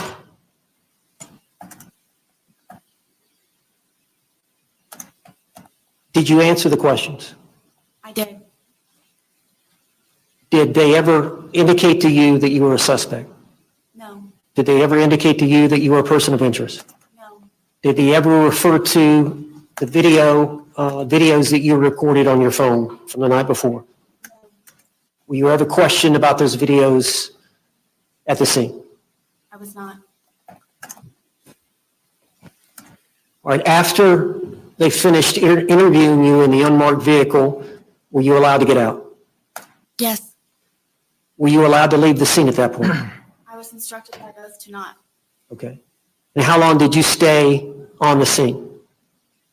The entire time. How long was that? How long did it take before the investigation was completed? 10 hours or more. Okay. At some point, did they all leave? Yes. And at some point, did they tell you they were finished with the work there at the scene? Yes. Okay. What did you do? I went inside my apartment and gathered a few things, and then I went to my former husband's residence where my son was located. All right. And how far was that away? About 5 minutes. How did you get there? I drove Okay. What was the reason that you wanted to stay over there the night? because I was terrified of his family. Now, later that evening, you were going to spend the night there with your son and with your ex-husband? Correct. And did you do that? My son, yes. All right. Later that evening, did you attempt to contact Detective Copesel? I did. And whose phone did you use? Former husband, Brian Boone. You said your phone had been seized? Correct. And you had consented to that? You signed a form allowing them to take the phone? Yes. Have there been any discussion about returning the phone? Copesel told me she or Lowen or both would return back to my apartment to return my phone And when did they tell you this? before they left the scene. And did they tell you they would return your phone where? To myself at the apartment. And is that what you understood they were going to do? Yes. Was there ever any talk about you coming to the sheriff's department the day of this event? No. All right, so later that evening, you borrowed your ex-husband Brian Boone's phone and made a phone call. How did you know Detective Copesel's private cell number? She gave it to me before she left the scene. And did you call her? I did. Do you recall about what time you called her? I believe it was around 9:30 or 10 o'clock. And that would have been on February the 24th of 2020? Yes. All right, can you tell us why you were calling her that night? Before she left and giving me her personal cell phone number, she told me if I were to recall anything or if I just wanted to talk to her about something regarding the case for me to call her. So I took that to heart and felt very uneasy about how they left the scene. Sustained. Go ahead.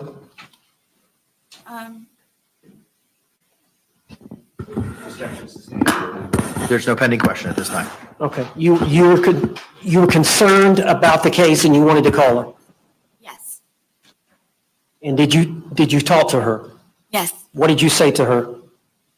I told her, in all honesty, that I felt that she was trying to trick me. You're eligible under state law. Sustained.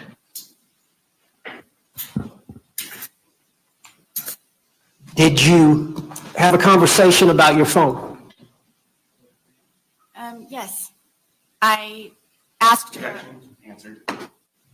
Overruled. You may answer the question, ma'am. So did you call for a yes or no? She said yes, and now I don't know like what's pending and how to get it. Did y'all have a discussion about your phone? Yes.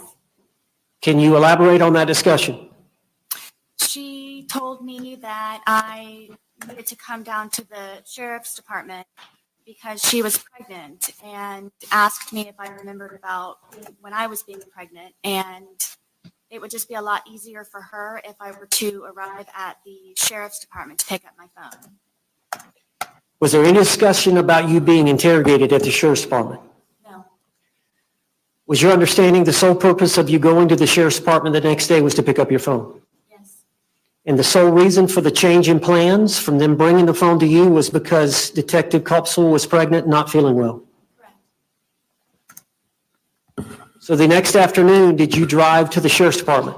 I did. Tell us, when you parked your car, where you went, what happened? I parked my car and left everything as regular in my car and walked through the front door and went to the window asking who I needed to see, and they, I guess, rang them upstairs, and Detective Lowen came downstairs And I thought I was supposed to be picking my phone up over at a particular window. And he says, no, your phone is upstairs. So we would just like you to come upstairs, and that's where you can pick up your phone. All right. And so did he escort you upstairs? He did, How did y'all get upstairs? in an elevator. And what was he wearing? I believe he was wearing a red shirt along with his firearm and black pants His firearm was on his waist? the entire time, yes. Okay. So y'all got off the elevator. Where did you go from there? He brought me into a very small room, and they had me sit down, and then from there I had a list of things that I was going to ask them that I might need to do or that I could do. Okay.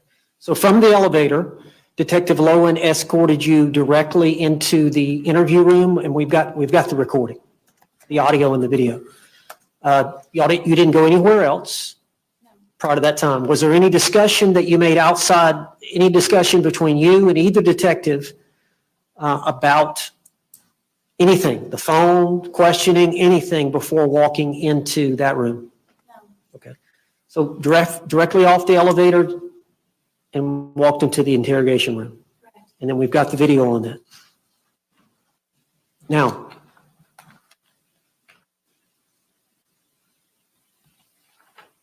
you and I have watched the video, correct? And you've seen the motion where I've referred to the questioning, where she asked you to sit down. Yes. You recall that happening? Yes. Did that refresh your memory watching the video? Yes.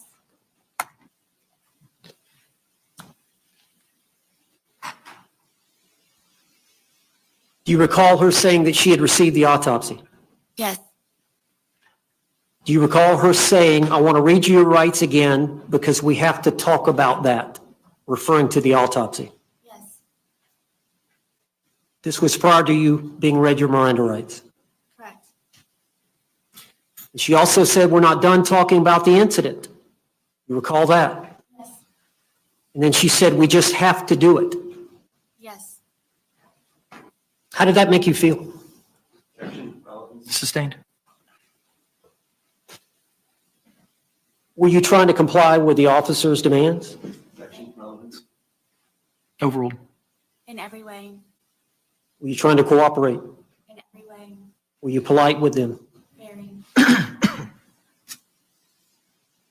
And when she said that, we just have to do it, you said, just like we did yesterday. Yes. And then you said normal protocol. Yes. Is that what she had said the day before? What do you mean? Normal protocol. Yes. Had she said the same word? You said normal protocol to her. I was reiterating to her what she had said to me the day before.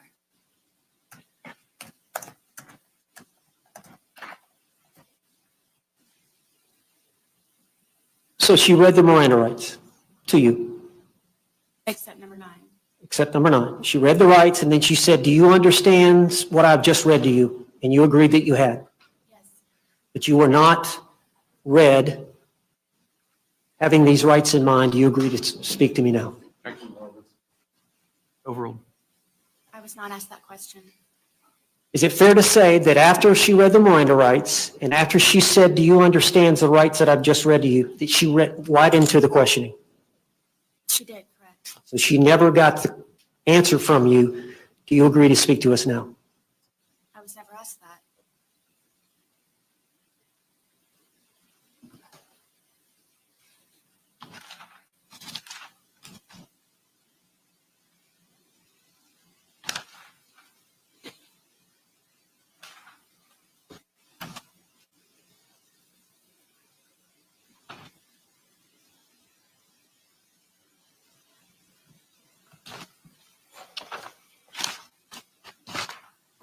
The way that she acted, the things that she said,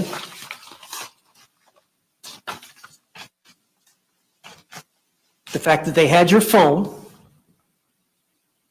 Did you get the impression you were not getting your phone back if you didn't answer the questions? Sustained. She was in custody? Yeah, it's been conceded by the state. in their response, that it was a custodial interrogation? But she wasn't aware of it. She wasn't aware she was in custody. What does her subjective perception matter? Well, under the circumstances, it would matter. I mean, she didn't feel she was free to leave. She was in an enclosed small space. She was. That all goes to whether or not. She was being questioned by two lead detectives, homicide detectives. One of them was wearing a firearm. She was trying to cooperate as best she could. I think her position is that she was coerced into answering the question. What does that have to do with coercion? Those are all factors that under Ramirez as to whether or not it was custodial. Well, I know some of the factors are whether or not the interrogation actually happens in a police station or not, or whether it happens outside a police station. So just that environment alone. That goes to whether or not it was a custodial interrogation. That I'm struggling with the connection on that being noncompliance with Miranda, coercion, or the third ground of voluntariness. Well, I think it goes subjectively to her and what she was feeling, if she had a free choice or not, based on subjectivity matter. Excuse me, based on subjectivity matter under the case law. Based on the circumstances that she was dealing with at the time, whether or not she felt she had a choice. But what does her subjectivity have to do with that? I believe it's relevant. Objection's overruled. I'm sorry, the objection sustained. I apologize. Did you understand you were not going to get your phone back until you answered their questions? Sustained. Did you have some questions for them at the end? I did. Did you feel like you had a choice in answering their questions? Sustained.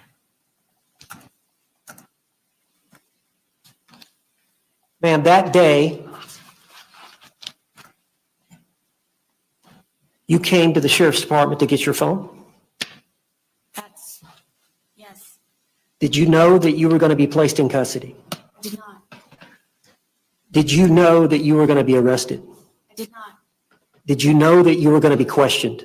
I did not. Were you trying to cooperate with law enforcement based on her statements that you have to talk to us? Yes. Overruled. Were you there answering the questions because she confirmed that this was normal protocol? That was my understanding, yes. That's all the questions I have. Any cross-examination? So that afternoon on February 24th of 2020, when Deputy Kayla Rodriguez arrived at your residence shortly after 1 p.m., you were under the influence of alcohol, correct? Yes. You were impaired by alcohol, correct? I don't know as much as impaired means. It did affect, yes. Okay. And that was consumption from the night before, correct? Yes. So you did not go to brunch that morning and have mimosas or anything else to drink, correct? And you consumed no alcohol in your home that morning, correct? So does that affect in any way your memory when you testify about the events that transpired between you and Detective Copesel that afternoon? Ask one more time, please. Did the alcohol have any effect on your memory of what happened between you and Detective Copesel that afternoon? Now or then? Then. Did alcohol affect my conversation with her? There's a jury instruction that says a witness's memory and perception is pertinent. And I'm asking you, did the alcohol that you were under the influence of affect your memory or perception of the events that you've testified to today that you said happened on that afternoon of February 24th, 2020? So did they affect my answer? Judge, I don't think she understands the question. I don't. Okay. It's been asked 3 different ways. So we'll leave it at you were under the influence of alcohol that afternoon, correct? Judge, I think she said she doesn't know what. She said that she had alcohol under the influence or impaired. The objection is, the court does not entertain speaking objections. The legal grounds need to be provided. What are the legal grounds of your objection? I know that she said she didn't know what it What are the was. legal grounds of your objection? I'll withdraw. All right, you may proceed. All right. And you understand that you're charged with second-degree murder in this case, correct? You're facing a potential penalty of life in prison, correct? Do you understand that the score sheet minimum is probably about 22 and a half years? I don't know. Okay. And it is your desire to have these statements excluded from the jury's consideration, correct? Judge, I would object to that. Sustain the objection. Your intent is to testify differently than you have testified in the statements in State's Exhibit 1, correct? Judge, I would object to that. I'm not understanding the question.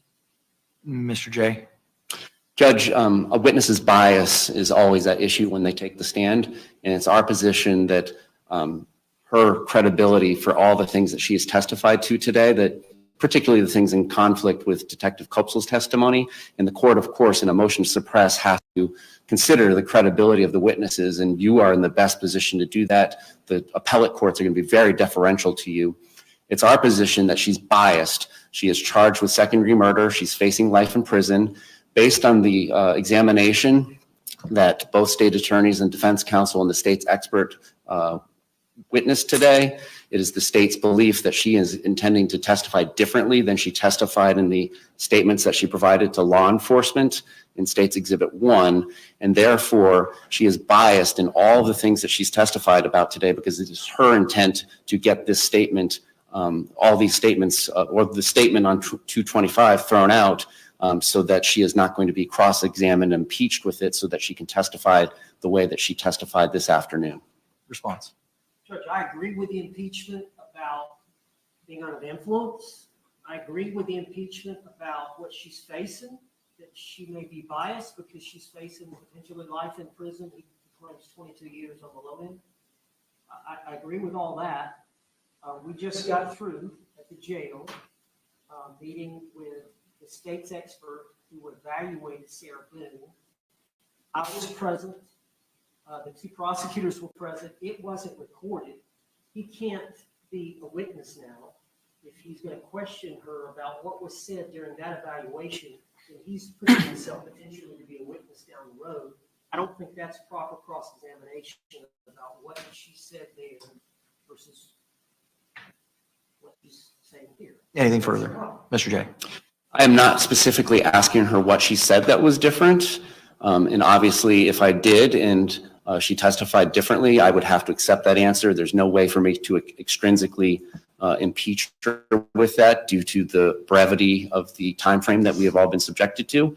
But I do believe it's a fair question to ask her whether or not she intends to testify differently than her statements that are in State's Exhibit 1 and consistently with how she testified this afternoon, and that she understands it would benefit her if these statements are excluded. So I'm going to sustain the objection based on how the question was asked. I'll allow you to revisit it based on how you just explained it to me.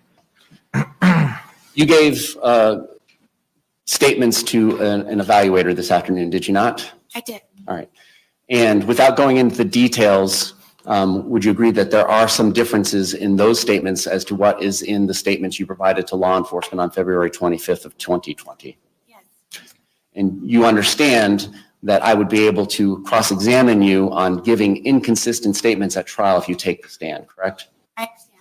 And so you understand the benefit of this motion to suppress being granted? Of course. No other questions? Any redirect examination? Okay. We can have Ms. Boone return back to counsel's table. While she's in the process of returning to counsel's table, anything else further from an evidence or testimony perspective from your side of the ledger? No, sir. Okay. Anything else from the state other than argument? Just argument. Okay. All right. Once Ms. Boone's seated, we could proceed with any argument. And as the court identified previously, I have reviewed all y'all's authorities that were provided.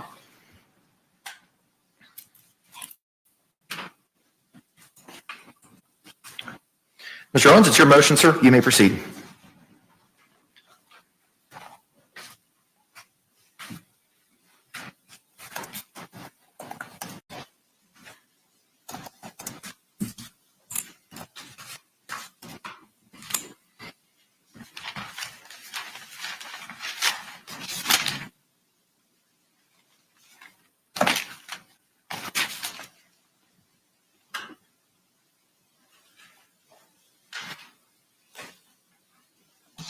Judge, my understanding of the law regarding Miranda, first issue is, was the defendant in custody, was the suspect in custody? Was it a custodial interrogation? We have agreed or stipulated to that fact. We're referring to the 2-hour interrogation at the Orange County Sheriff's Department. Specifically, we're referring to about the first minute or two of that video. And I think under the totality of the circumstances, the court has to determine whether freely and voluntarily and knowingly given under the circumstances.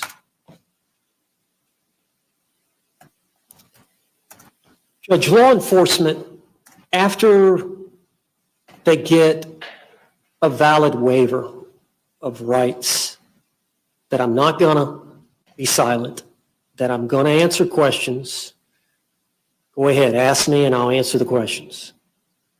Once that happens, law enforcement is trying to get a confession. Law enforcement is trying to get admissions that they can later use at trial to impeach the defendant and convict him. The law allows law enforcement at that stage to use deception, to lie, to trick. We found the murder weapon. It's got your DNA on it. Your co-defendant has come in here and confessed and implicated you. All those techniques, when it's really deception, they don't have the DNA, they don't have the murder weapon, they don't have the co-defendant, can be utilized to obtain a confession or an admission of guilt. But prior to Miranda, you cannot deceive.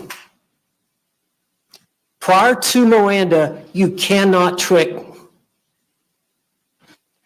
That right is fundamental.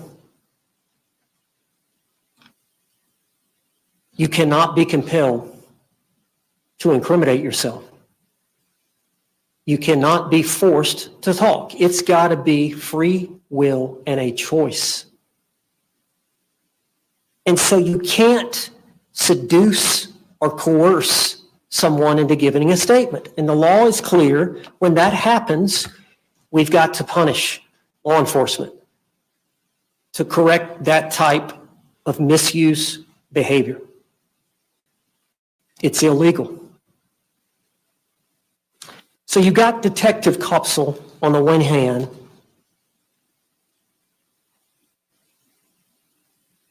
I got to read your rights. And you have a right to remain silent. But within a minute before, the detective is telling Sarah Boone, we have to do this. We have to talk to you. Now, that's confusing. That's deceptive.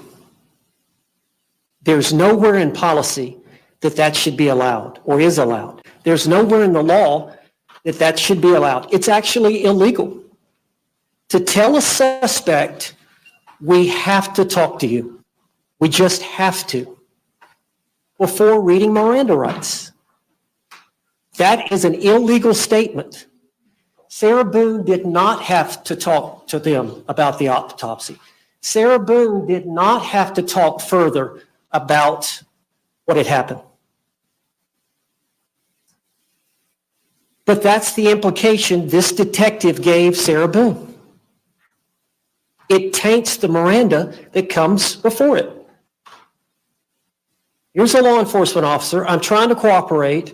We've got to talk to you, but you have a right to remain silent.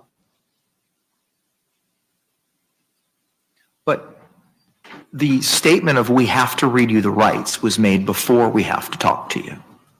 So your argument transposes those two things chronologically. Why are we even having it? I mean, why even have the confusion? I mean, we're sitting here Monday morning quarterbacking, but Sarah Boone was brought up there under false pretenses. A traumatic event, she lost her boyfriend. I'm coming to get my phone. I've been tricked into coming up here to get my phone. And I'm sitting here having to figure out what to do about whether to talk to these people or not. And she's talking about my rights, but then saying, we have to talk to you. We just need to do it. And then she reads the rights. Right there within a few seconds of each other. That's improper. It's illegal. It's coercive. It forces this not to be a valid waiver of her rights under that circumstance, coupled with the fact that she came down under false pretenses.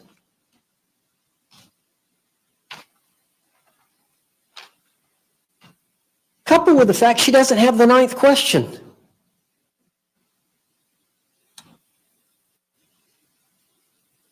If you think about it, okay, you got a right to remain silent, you got a right to a lawyer, those 3 or 4 questions, and then, do you understand what I've just read to you?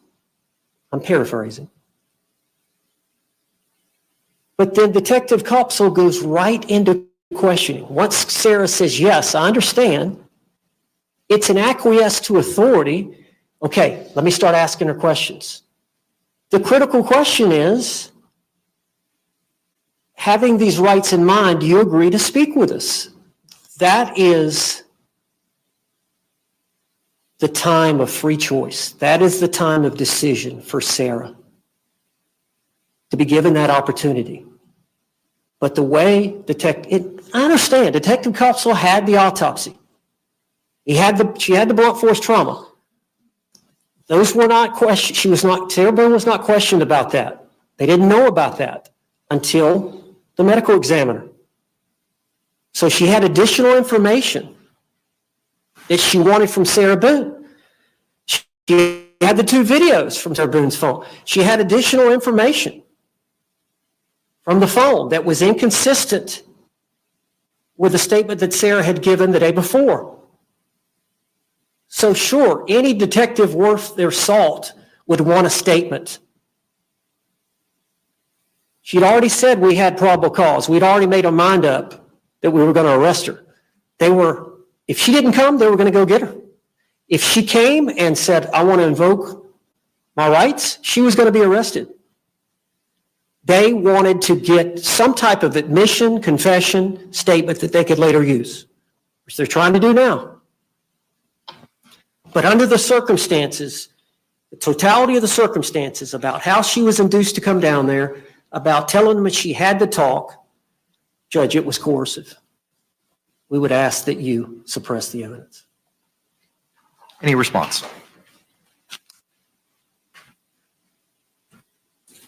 Judge, the United States Supreme Court has said that confessions are good. They are good for society. It is good when guilty people are convicted. We stand by all the case law that we've cited, and you have reviewed the evidence from start to finish. Under the totality of the circumstances of that 2-hour and 6-minute statement that she gave to law enforcement, she knowingly and intelligently and voluntarily waived her Miranda rights. And under the case law, it was done perfectly fine. There is no requirement that that question number 9 get read. And as far as any credibility issues that are pertinent to the court's analysis, which the state would submit there is not, because we are conceding there was custody on February 25th. They are allowed to use subterfuge and deception to get somebody to come to the police station under the case law and authority cited. But if there is anything that is dependent upon the credibility of either the defendant's testimony or Detective Kopsel's testimony, the state would argue for the reasons of her being impaired by her own admission on the afternoon of February 24th, still from the night before, that her credibility is less than Detective Kopsel's. And of course, she has a bias and interest in the outcome of the case, whereas Detective Kopsel has no motivation to not tell the truth about whether she used deception to bring the defendant down to the police station, because that's perfectly acceptable. So we're asking you for the reasons that we stated in our multiple responses to their multiple amended motions to deny their motion to suppress. Thank you. Any further argument, Mr. Owens? No, Judge. All right. Tomorrow is a court holiday. The court has had the opportunity to review all the case law. Court's going to prepare a written order, and you'll have it before the close of business tomorrow. Courthouse may be closed, but I'll be here working. Judge, for the record, those two exhibits that I tried to introduce, they will be admitted Correct. into the record? Yes, of course. They were pre-marked. Moving now to the defendant's motion for a right to hair, cosmetics, and civilian clothing without restraints for trial. State what, if any, positions do you have with regard to the restraints? Again, we've already decided that issue. I don't know that there's been any new allegations alleged in the motions by Mr. Owens on behalf of the defendant, but the court has decided that already. And unless there was some sort of change in position or authority, then the court should maintain the law of the case. Response. Judge, I just want clarification, but she's here today and she's in handcuffs, so she has difficulty writing. Let me just interject for 1 second. She will be hands-free. Okay. So the issue is the leg restraints. And Judge, she's presumed innocent. I understand security has an obligation. There's 3 doors. I assume we're going to be trying the case in this courtroom. There's 3 doors. I know that we've got several security officers here in case she were to try to flee. But she's got no access to weapons or anything of that nature. She has a fundamental right to a fair trial. She has the fundamental right to the presumption of innocence. And if the jury were to see any restraints on her freedom, they're going to automatically assume the worst, that she is a danger. And people automatically will take that to heart, and it will affect their decision when they go back into the jury room. So, yeah, she's going to be at the table. I don't know if we switch it. Does the prosecutor go over here? No, that's your table, sir. That's my table, closest to the jury. So she'll be sitting here with the other 2 lawyers and I. And the only time they're going to see her walk in and out is she's always going to be in the courtroom. They're never going to see her walk in and out. So the only time is when she testifies. So I guess I don't know if you have leg restraints that she can wear and walk, but we believe it's not necessary. And of course, we definitely don't want them to see her walking funny or hear something funny or see something funny.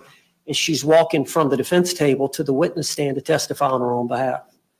But I don't think it's necessary to have leg restraints. I think once she gets in here in the trial, beginning Monday, jury selection, and I assume the tables are going to stay here. The privacy panels will be located in front as well, which will prohibit our jury from being able to see any of the leg restraints that she has. I don't think it's necessary to have the leg restraints, Judge. I think you can bring her in with the leg restraints, but take them off right before we get started. I don't see a problem with that. I don't think she's a threat.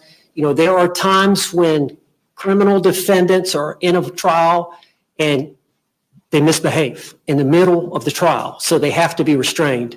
But Sarah Boone, as far as I've been involved, and I think prior to that time, has always been polite and cooperative, and she understands the importance of behaving, and I have every intent that she will comply with the court's directive and she will act appropriately throughout the trial. I do not believe any restraints are necessary during this trial. Anything further as to that issue? I don't believe that's case law authority on the issue. Okay. Police. All right, thank you very much. With regard to your request for clothing in that, you could certainly go to the jail and provide, have whoever it is that you want to meet with her in the meeting area to get measurements from her and provide clothing. The clothing for trial will have to be provided to her at the Orange County Jail. That will be brought over with her in the morning, and then she'll be able to be dressed out downstairs.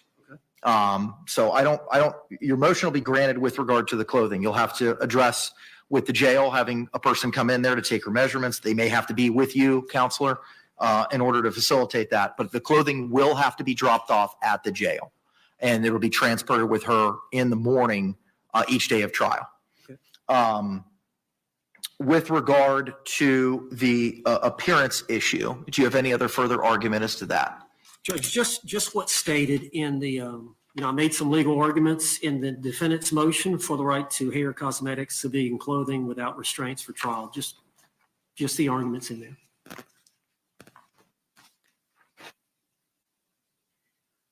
And the Estelle case that you cited to, spoke to being dressed out in a prison garb. Doesn't really address a prison guard in shackles. It doesn't address any beautification or anything along those lines.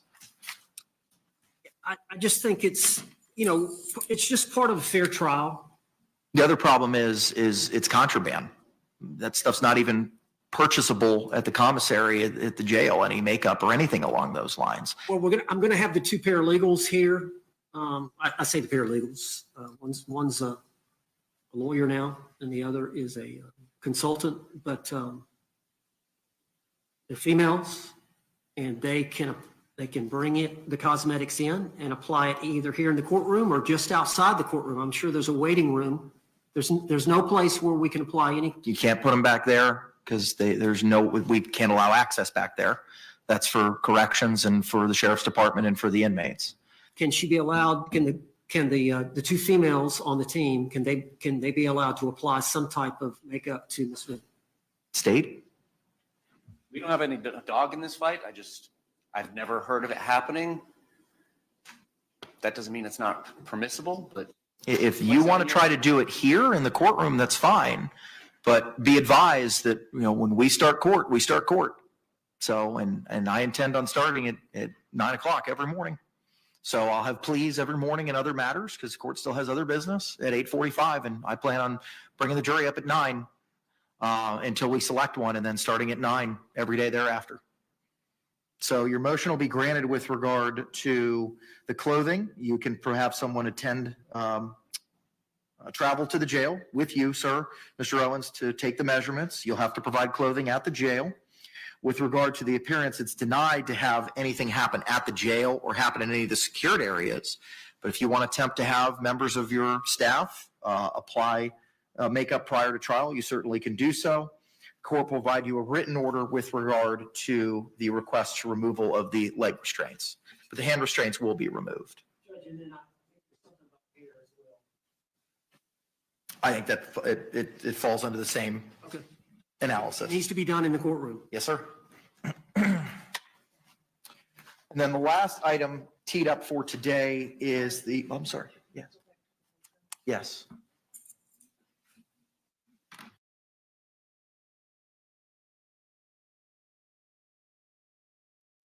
Y'all, they just need to give her some gloss and some BB cream.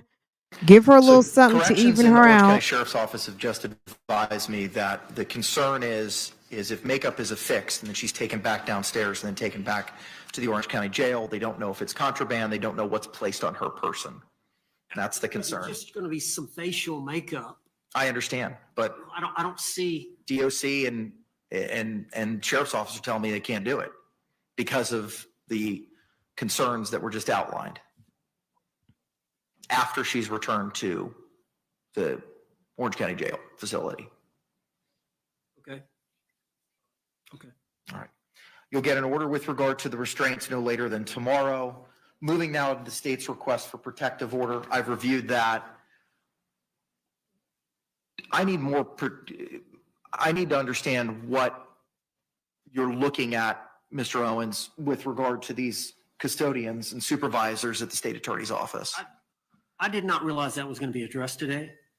Yes, my JA had emailed all y'all, I think last week after it was filed, that said this would be added to the hearing for, I guess that was filed on Monday, forgive me.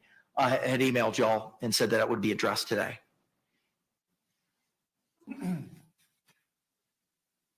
was relating to me subpoenaing and listing I think it was It's the third amended witness list lists certain people as witnesses: custodian of records, Orange County Office of State Attorney, domestic violence supervisor for the Office of the State Attorney, victim advocate supervisor for the Office of the State Attorney, and misdemeanor supervisor for the Office of the State Attorney. And the state is seeking a protective order on the grounds that it's work product or opinion product, and requiring prosecutors to disclose work product and impede criminal prosecutions is violative of Florida law. Judge, as you know, we have filed our notice of intent for battered spouse syndrome in conjunction with self-defense. And we have listed and plan to introduce the fact that George Torres had been arrested, I think 3 or 4 times prior to this event. And I think on 3 of those cases, the case was dismissed against Mr. Torres. And it's going to come out that Sarah Boone had requested the charges be dismissed. And I believe it's going to come out probably through expert testimony that that's one of the conditions, or that's one of the things that they try to do, bond you out of bail and then get the charges dismissed as a battered spouse. That's a common theme. So ultimately, the jury is going to hear about that, but the jury needs to know it's the ultimate position. The victim doesn't have the final say. It's the ultimate position from the state attorney's office as to whether to prosecute a case or to drop a case. Yes, they are to consider what the victim wants, and they are to consider their requests, but ultimately, the state attorney has to make that decision about whether a case is dismissed. What are you going to be asking from these persons? That. How would that not be protected by work product? Well, As to whether or not it was a decision. If it comes out that she went down there and requested the charges be dropped and they were dropped, then that gives the impression that she had the power and authority just to come down to the state attorney and ask the charge to be dropped, and they would. When in fact, the ultimate call is the state attorney's office. They don't have to drop cases, even if a victim claims they do. So just that decision by the state attorney to drop it was their decision. They considered the victims, but it was their decision to drop it and their power and authority to do so, not the victim's authority. Okay. Response? Judge, that's opinion work product. That is absolutely protected. I don't understand why he believes that arrests and dismissals are relevant. What is relevant in a self-defense case is if the defendant is aware of specific instances of violence that the victim has committed, or reputation evidence that can come in from anybody, and it does not matter whether the defendant's aware of it. The notion that this sort of evidence would be admissible, much less through the vessel of sworn prosecutors, and they have now gone ahead and named people who aren't even involved with the cases. Matthew Storch, Christina Mills, and Aaron McCullough, our head victim advocate, have all now, I learned while we were at the jail this afternoon, been served with subpoenas by the defense, and we are moving to quash those. Prosecutors and victim advocates and other support staff cannot be forced to come in and say why they dropped a case. That is opinion work product. And if they want to get public records about these cases and try to get them moved into evidence, then they have to do public records requests or compel discovery from the state attorney's office, which I believe we all have.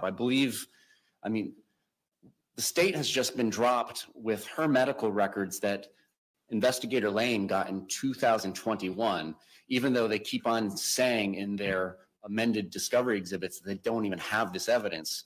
We got dropped last Friday, the Aspire records and the Advent Health records that have documentation that Billy Lane picked them up in 2021. So the defendants had these things that are getting dropped on the state for years, and we're just getting dropped on us this Friday. And now we are having to combat subpoenas and requests for documents. It is opinion work product. The people that they have listed didn't handle those cases or make those decisions, but that is the ultimate protection, is why we drop these cases. And it's up to the defendant if she wants to come in and say, yeah, I asked to get these cases dropped. I mean, that evidence is coming in anyways through her phone extraction. She is immediately working to bail the victim out. She's immediately working on dropping charges. In fact, there's a video of her coaching the victim on how to drop charges against her on her phone.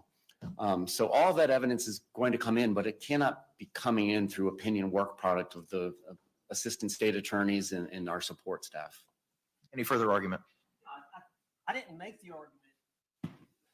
I did not make the argument that the state attorney was going to be called to ask why they dropped it, as he just referred to, where they had to explain why the case was dismissed. No, the reason for that is just to explain that they have the ultimate power to dismiss, not the victim in a case. Not why we chose to drop 3 cases against George Torres, but they have the ultimate authority. The victim does not control the case, the state attorney does. You'll have a written order on the motion, protective order for tomorrow, by tomorrow as well. Anything else, state, we need to address? It appears, and again, been conducting motions all afternoon, it appears that we are set to allow the defense to depose our battered spouse syndrome expert at 10 a.m. tomorrow. Yeah. And that will be done virtually. With regard to the deposition of Dr. Brannon, the deadline is tomorrow. That's set at 3 p.m. Okay, that's still set at 3 p.m. Yes, there will likely be a pending motion to strike if his testimony is duplicative with Dr. Harper's. My understanding from the defense is he's just going to explain what battered spouse syndrome is. It's unclear why or how that would be different than Dr. Harper explaining that. Is that taking place here or is that taking place in South Florida? Virtually? Unfortunately, due to time constraints, I cannot be everywhere at all times. Okay. All right. Judge, and then on Dr. Brannon's deposition, yes, it's set for 3. I'm just learning now that the expert is going to be available at 10, y'all's expert, by Zoom. And we did talk about that at the jail, trying to schedule something for tomorrow. So she just evaluated Sarah Boone from noon to 2, and then I'm going to take her deposition at 10 tomorrow morning by Zoom. And then we're taking Dr. Brannon's deposition. If they file some type of motion about that, then of course I'm going to respond. We're going to need to have a hearing on that. Okay. Go ahead. I'm sorry. Those 2 things are the only 2 things that I believe we have left prior to jury selection on Monday. Okay. If any motions are filed by anyone moving forward, please favor a copy to my judicial assistant upon filing. And if there's any authority that you intend on arguing that's not cited in the motion, please provide me that authority as well. Although it is a court holiday, the court will be working tomorrow. I will endeavor to get you written orders on all of these things no later than the close of business, hopefully earlier than that by tomorrow. On Monday morning, state if you could please bring a copy of the score sheet so that when I colloquy Ms. Boone prior to trial about the charge, the potential penalties, everybody's on the same page as to what those are. Okay? Yes. And if y'all could send me that, I'll go out to the jail. I'm going to be here. If you could favor him a copy of that tomorrow or Friday so that he has the opportunity to review that score sheet with Ms. Boone in advance. Yes, and we're going to be filing a motion in limine to exclude the battered spouse syndrome testimony that will need to be addressed. Just waiting to see now how the depositions pan out tomorrow, but based on what we witnessed this afternoon, it's the state's position that we're going to need to file a motion in limine. Okay. All right. Appreciate it. All right. Thank you all very much. We'll address scheduling of any motions on Monday. And it may be a circumstance where, as the court had identified earlier, that we're just going to be looking at cause issues and what people may know about this case. That'll be happening before we turn it over to you all. Which would include, Mr. Owens, your opportunity to voir dire on any defenses that may be being raised in this case.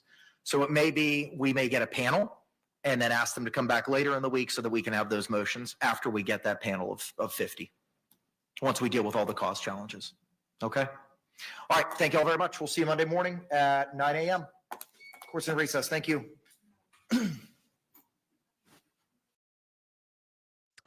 It's the watching Sarah try to use a pen for me. Do you guys get caught up looking at the desk, watching Sarah try to write a little note with her pink handcuffs? Be a Check it out. circumstance where, as the court had identified earlier, that we're just going to be looking at cause issues. And She's trying so hard to write a little note like, hey, get me out of here. Nice try with the makeup. Do you think you can get me a good blow dry? This is so look, all jokes aside, okay, we watched the whole entire hearing. That's okay. What did we learn? James Owens is still kooky. That's what we know. He's kooky. What do we also know? Sarah Boone might come and testify in her trial. I wouldn't be surprised now. Like, I was actually surprised she sat there just now.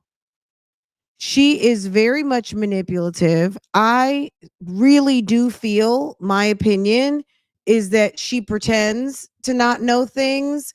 I think that she's very well aware of what she wants to be aware of, and she is unaware painfully that which she does not want to accept nor own up to. She's very, very manipulative. Okay.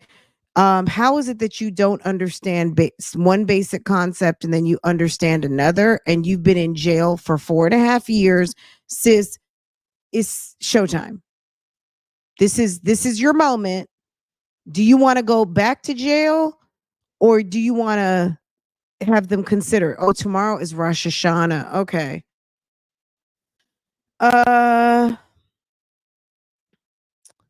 So yeah, closed. But judge, well, he must not be he might be reformed or not super strict, because sir is working, and that is Rosh Hashanah, working on Rosh Hashanah. That would be a no-no. He might not be Jewish. I even though he's got a busy calendar, people take that's the biggest holiday. That's like Easter for Christians. Easter is Rosh Hashanah is like one of their highest holy days. It's it's like the biggest on the calendar. If people think, like, it's like, okay, which one's more important, Christmas versus Easter? It really is Easter, because with no Easter, we probably wouldn't be celebrating Christmas. But yeah, I don't. He might not be Jewish. He unlike maybe his unlikability is going to be apparent to the jury. You think Mr. Owens is unlikable? Oh, or her unlikability? Which one, hun? D-Dub, are you talking about her or him? I think the courthouse is definitely closed. It's a court holiday, but I guess they're opened enough to where he can get into his office. Her. Okay, got it. Sarah, if Sarah goes on the stand, baby. Okay, so I'm gonna have to work some things out. I'm gonna try to really, really early get over to Love Lies and Lace Front so we can start court every day at 9 o'clock, because I'm gonna stream this. That's what we're gonna have to, because this is good. Now, someone asked me to look up somebody else who is defending himself. I need to find the note that the sister dropped to me. I've seen it like 3 times, and I meant to screenshot it, but I'm going to have to go back around and find it. But she said that there's a guy, maybe he's in Ohio, defending himself right now. I'm going to have to check it out.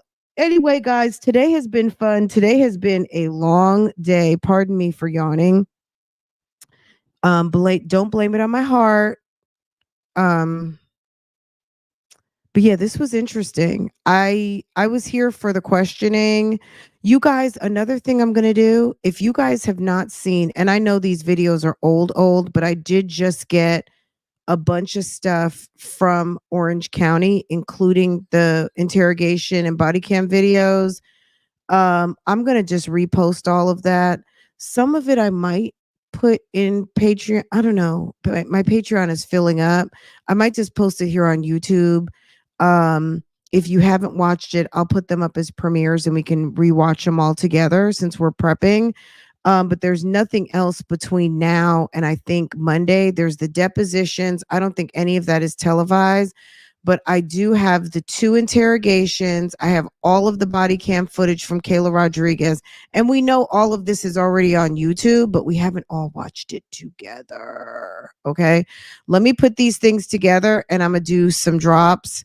And we'll take a look at them. If not, if I did do like a drop in Patreon, I might do like hey, like an open house, everybody come through and we'll do a drop. Let me figure out what's the best way to put them up, and I'll take care of that like in the next 24 hours. There's a guy on Court TV, Quentin Nixon. He may have been talking about the medical assistant murder. He is representing himself. Quentin Nixon. Maybe that's it. Oh, is he the guy? I think I just saw this. Let me tell Lambo. Cut it. Farrah, is that you? Okay. Girl, Lambo is so tall. He can unlock a door. That's well, should I have even said that? Lambo he can lock and unlock a door. Okay. I just heard the thing from security and I was thinking to myself, did he just unlock the damn door? Because he is so surprising sometimes, guys. I don't even tell you half the stuff because it's crazy. He really is. I hate to say like, oh, my dog is so smart, but girl, he's a mess. He's a mess. Okay. Let me see how I'm gonna get everything posted up for you guys. This was fun. This was a good question. I started this question. Sonia Mila, didn't she just say she was hungover? Didn't she say when she was talking to all of the detectives that she wasn't drunk? That she was not drunk?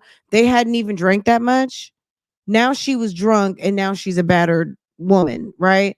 Look, let's rewatch everything. Maybe we just need to have a whole marathon, okay? Let me see how to put all of this together and maybe that's what I'll do. We'll have a little marathon and dip in, dip out, watch what you want, how you want, and I'll put it into chapters. Let me see if I can even do such, make a video that long just because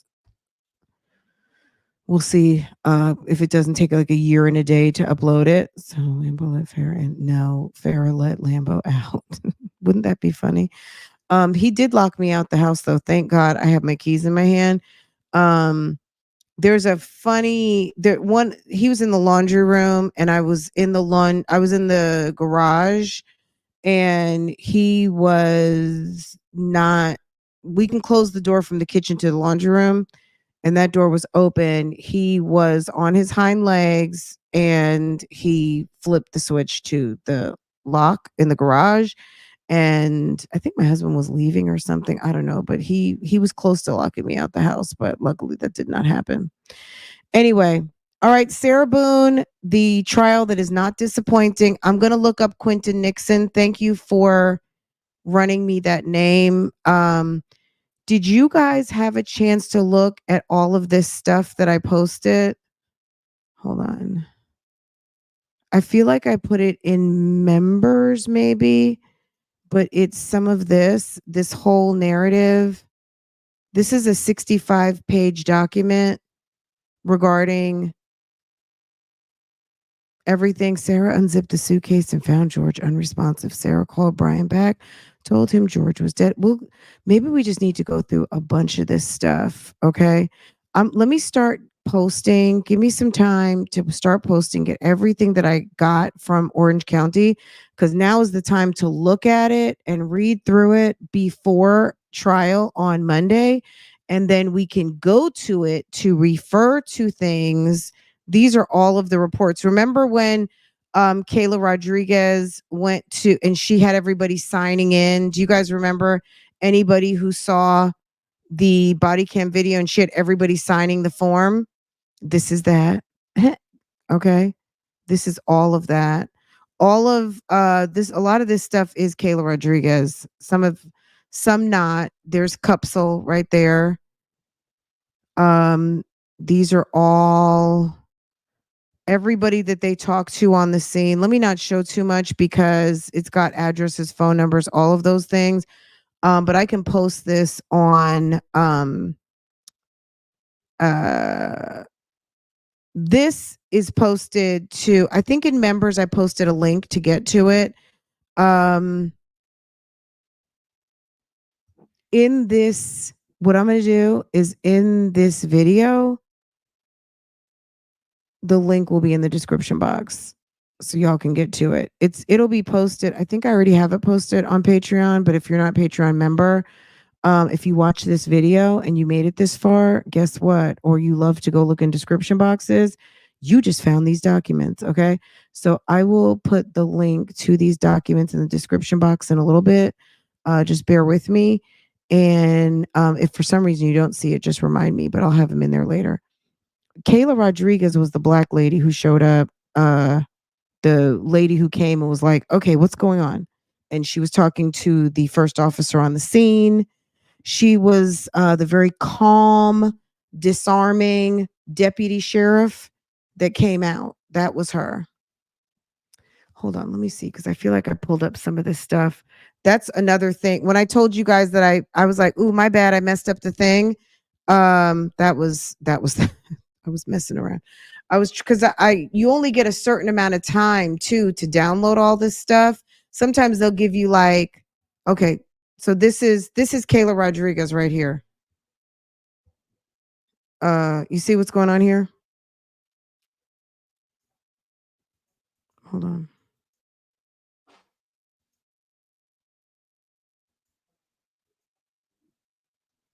Where's the sound?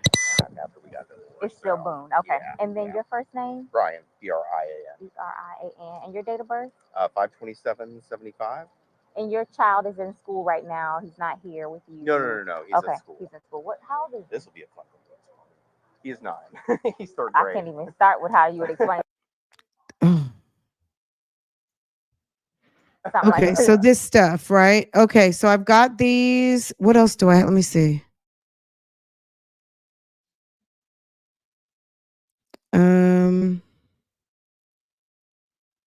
This might be more Kayla Rodriguez. Hold on.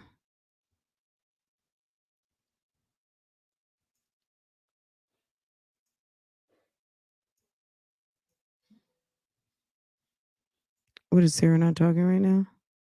If you can like give me whatever updates or anything that you know of, that's just how I work. So I know like kind of what. Well, let me look at my computer, see.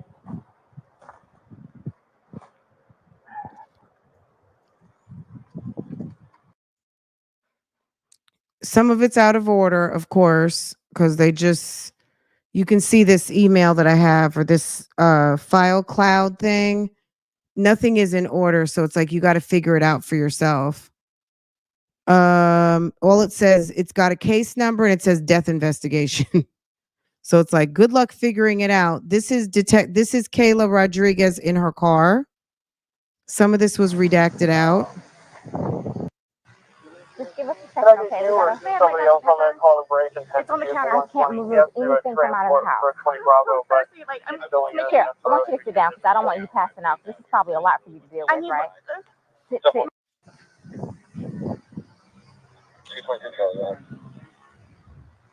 Just give us a second, okay? Somebody else on that call operation. It's on the counter. I can't move anything from out of the house.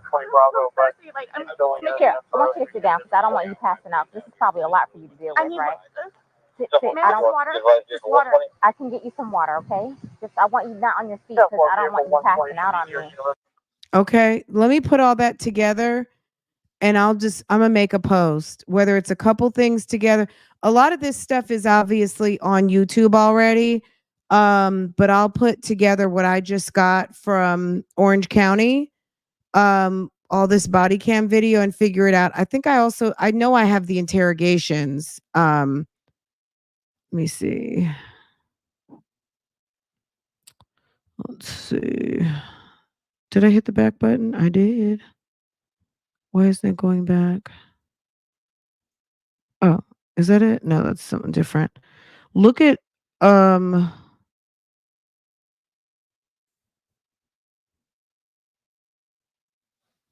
this is some of the stuff I just got from all that Jen Soto, Stefan Starn stuff. I mean, it's a lot. Each of these folders has so much stuff in it.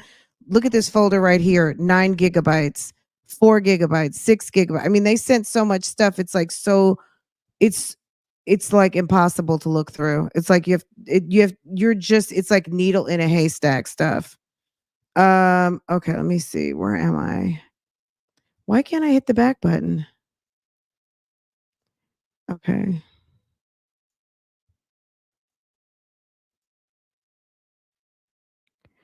All right, let me get to work on this. I'm gonna put some of the stuff together. You guys want to watch it? let me know. Make sure to comment down below. Let me know, and I will set this all up because, guys, it's trial on Monday. Now's the time to get super familiar with everything. So we are very knowledgeable when court starts. Let's see what this one is.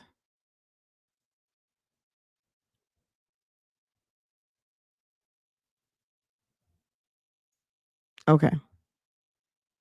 I just needed like one or two people's buy-in because I'm just like, if nobody says anything, I might not do it. But yeah, you guys want it. So okay.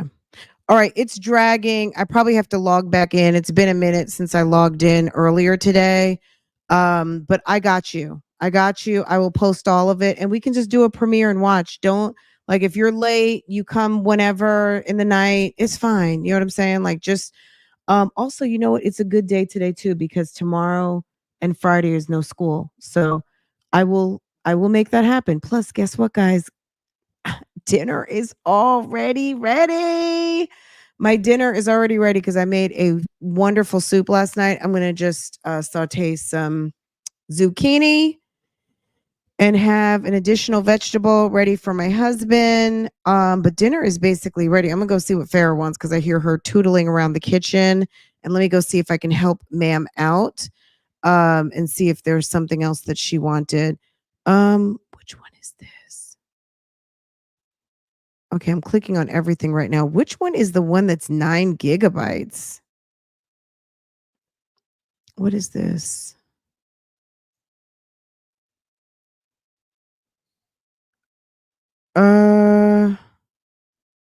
Okay. Guys, let me go through all of this and I will get back with you guys, okay? Promise. Have a good evening, y'all. Thank you for coming through. Thanks for hitting the like button and we will talk later.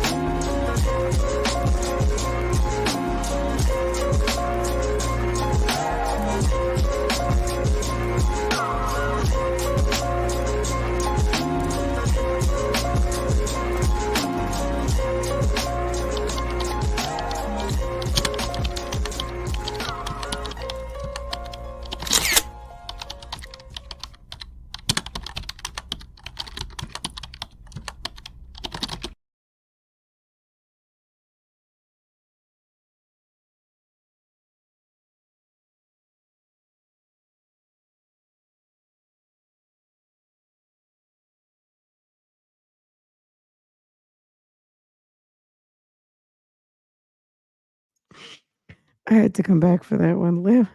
I'm getting blamed for something I didn't even do. Lambo steals apples, pears, plums. He steals potatoes. Lambo is a bad dog, trust me. But it was so funny because I was saying to Farrah how He had stolen a potato the other day. She's like, he's so healthy. Thought that was cute. Bye, guys. I'll see you later.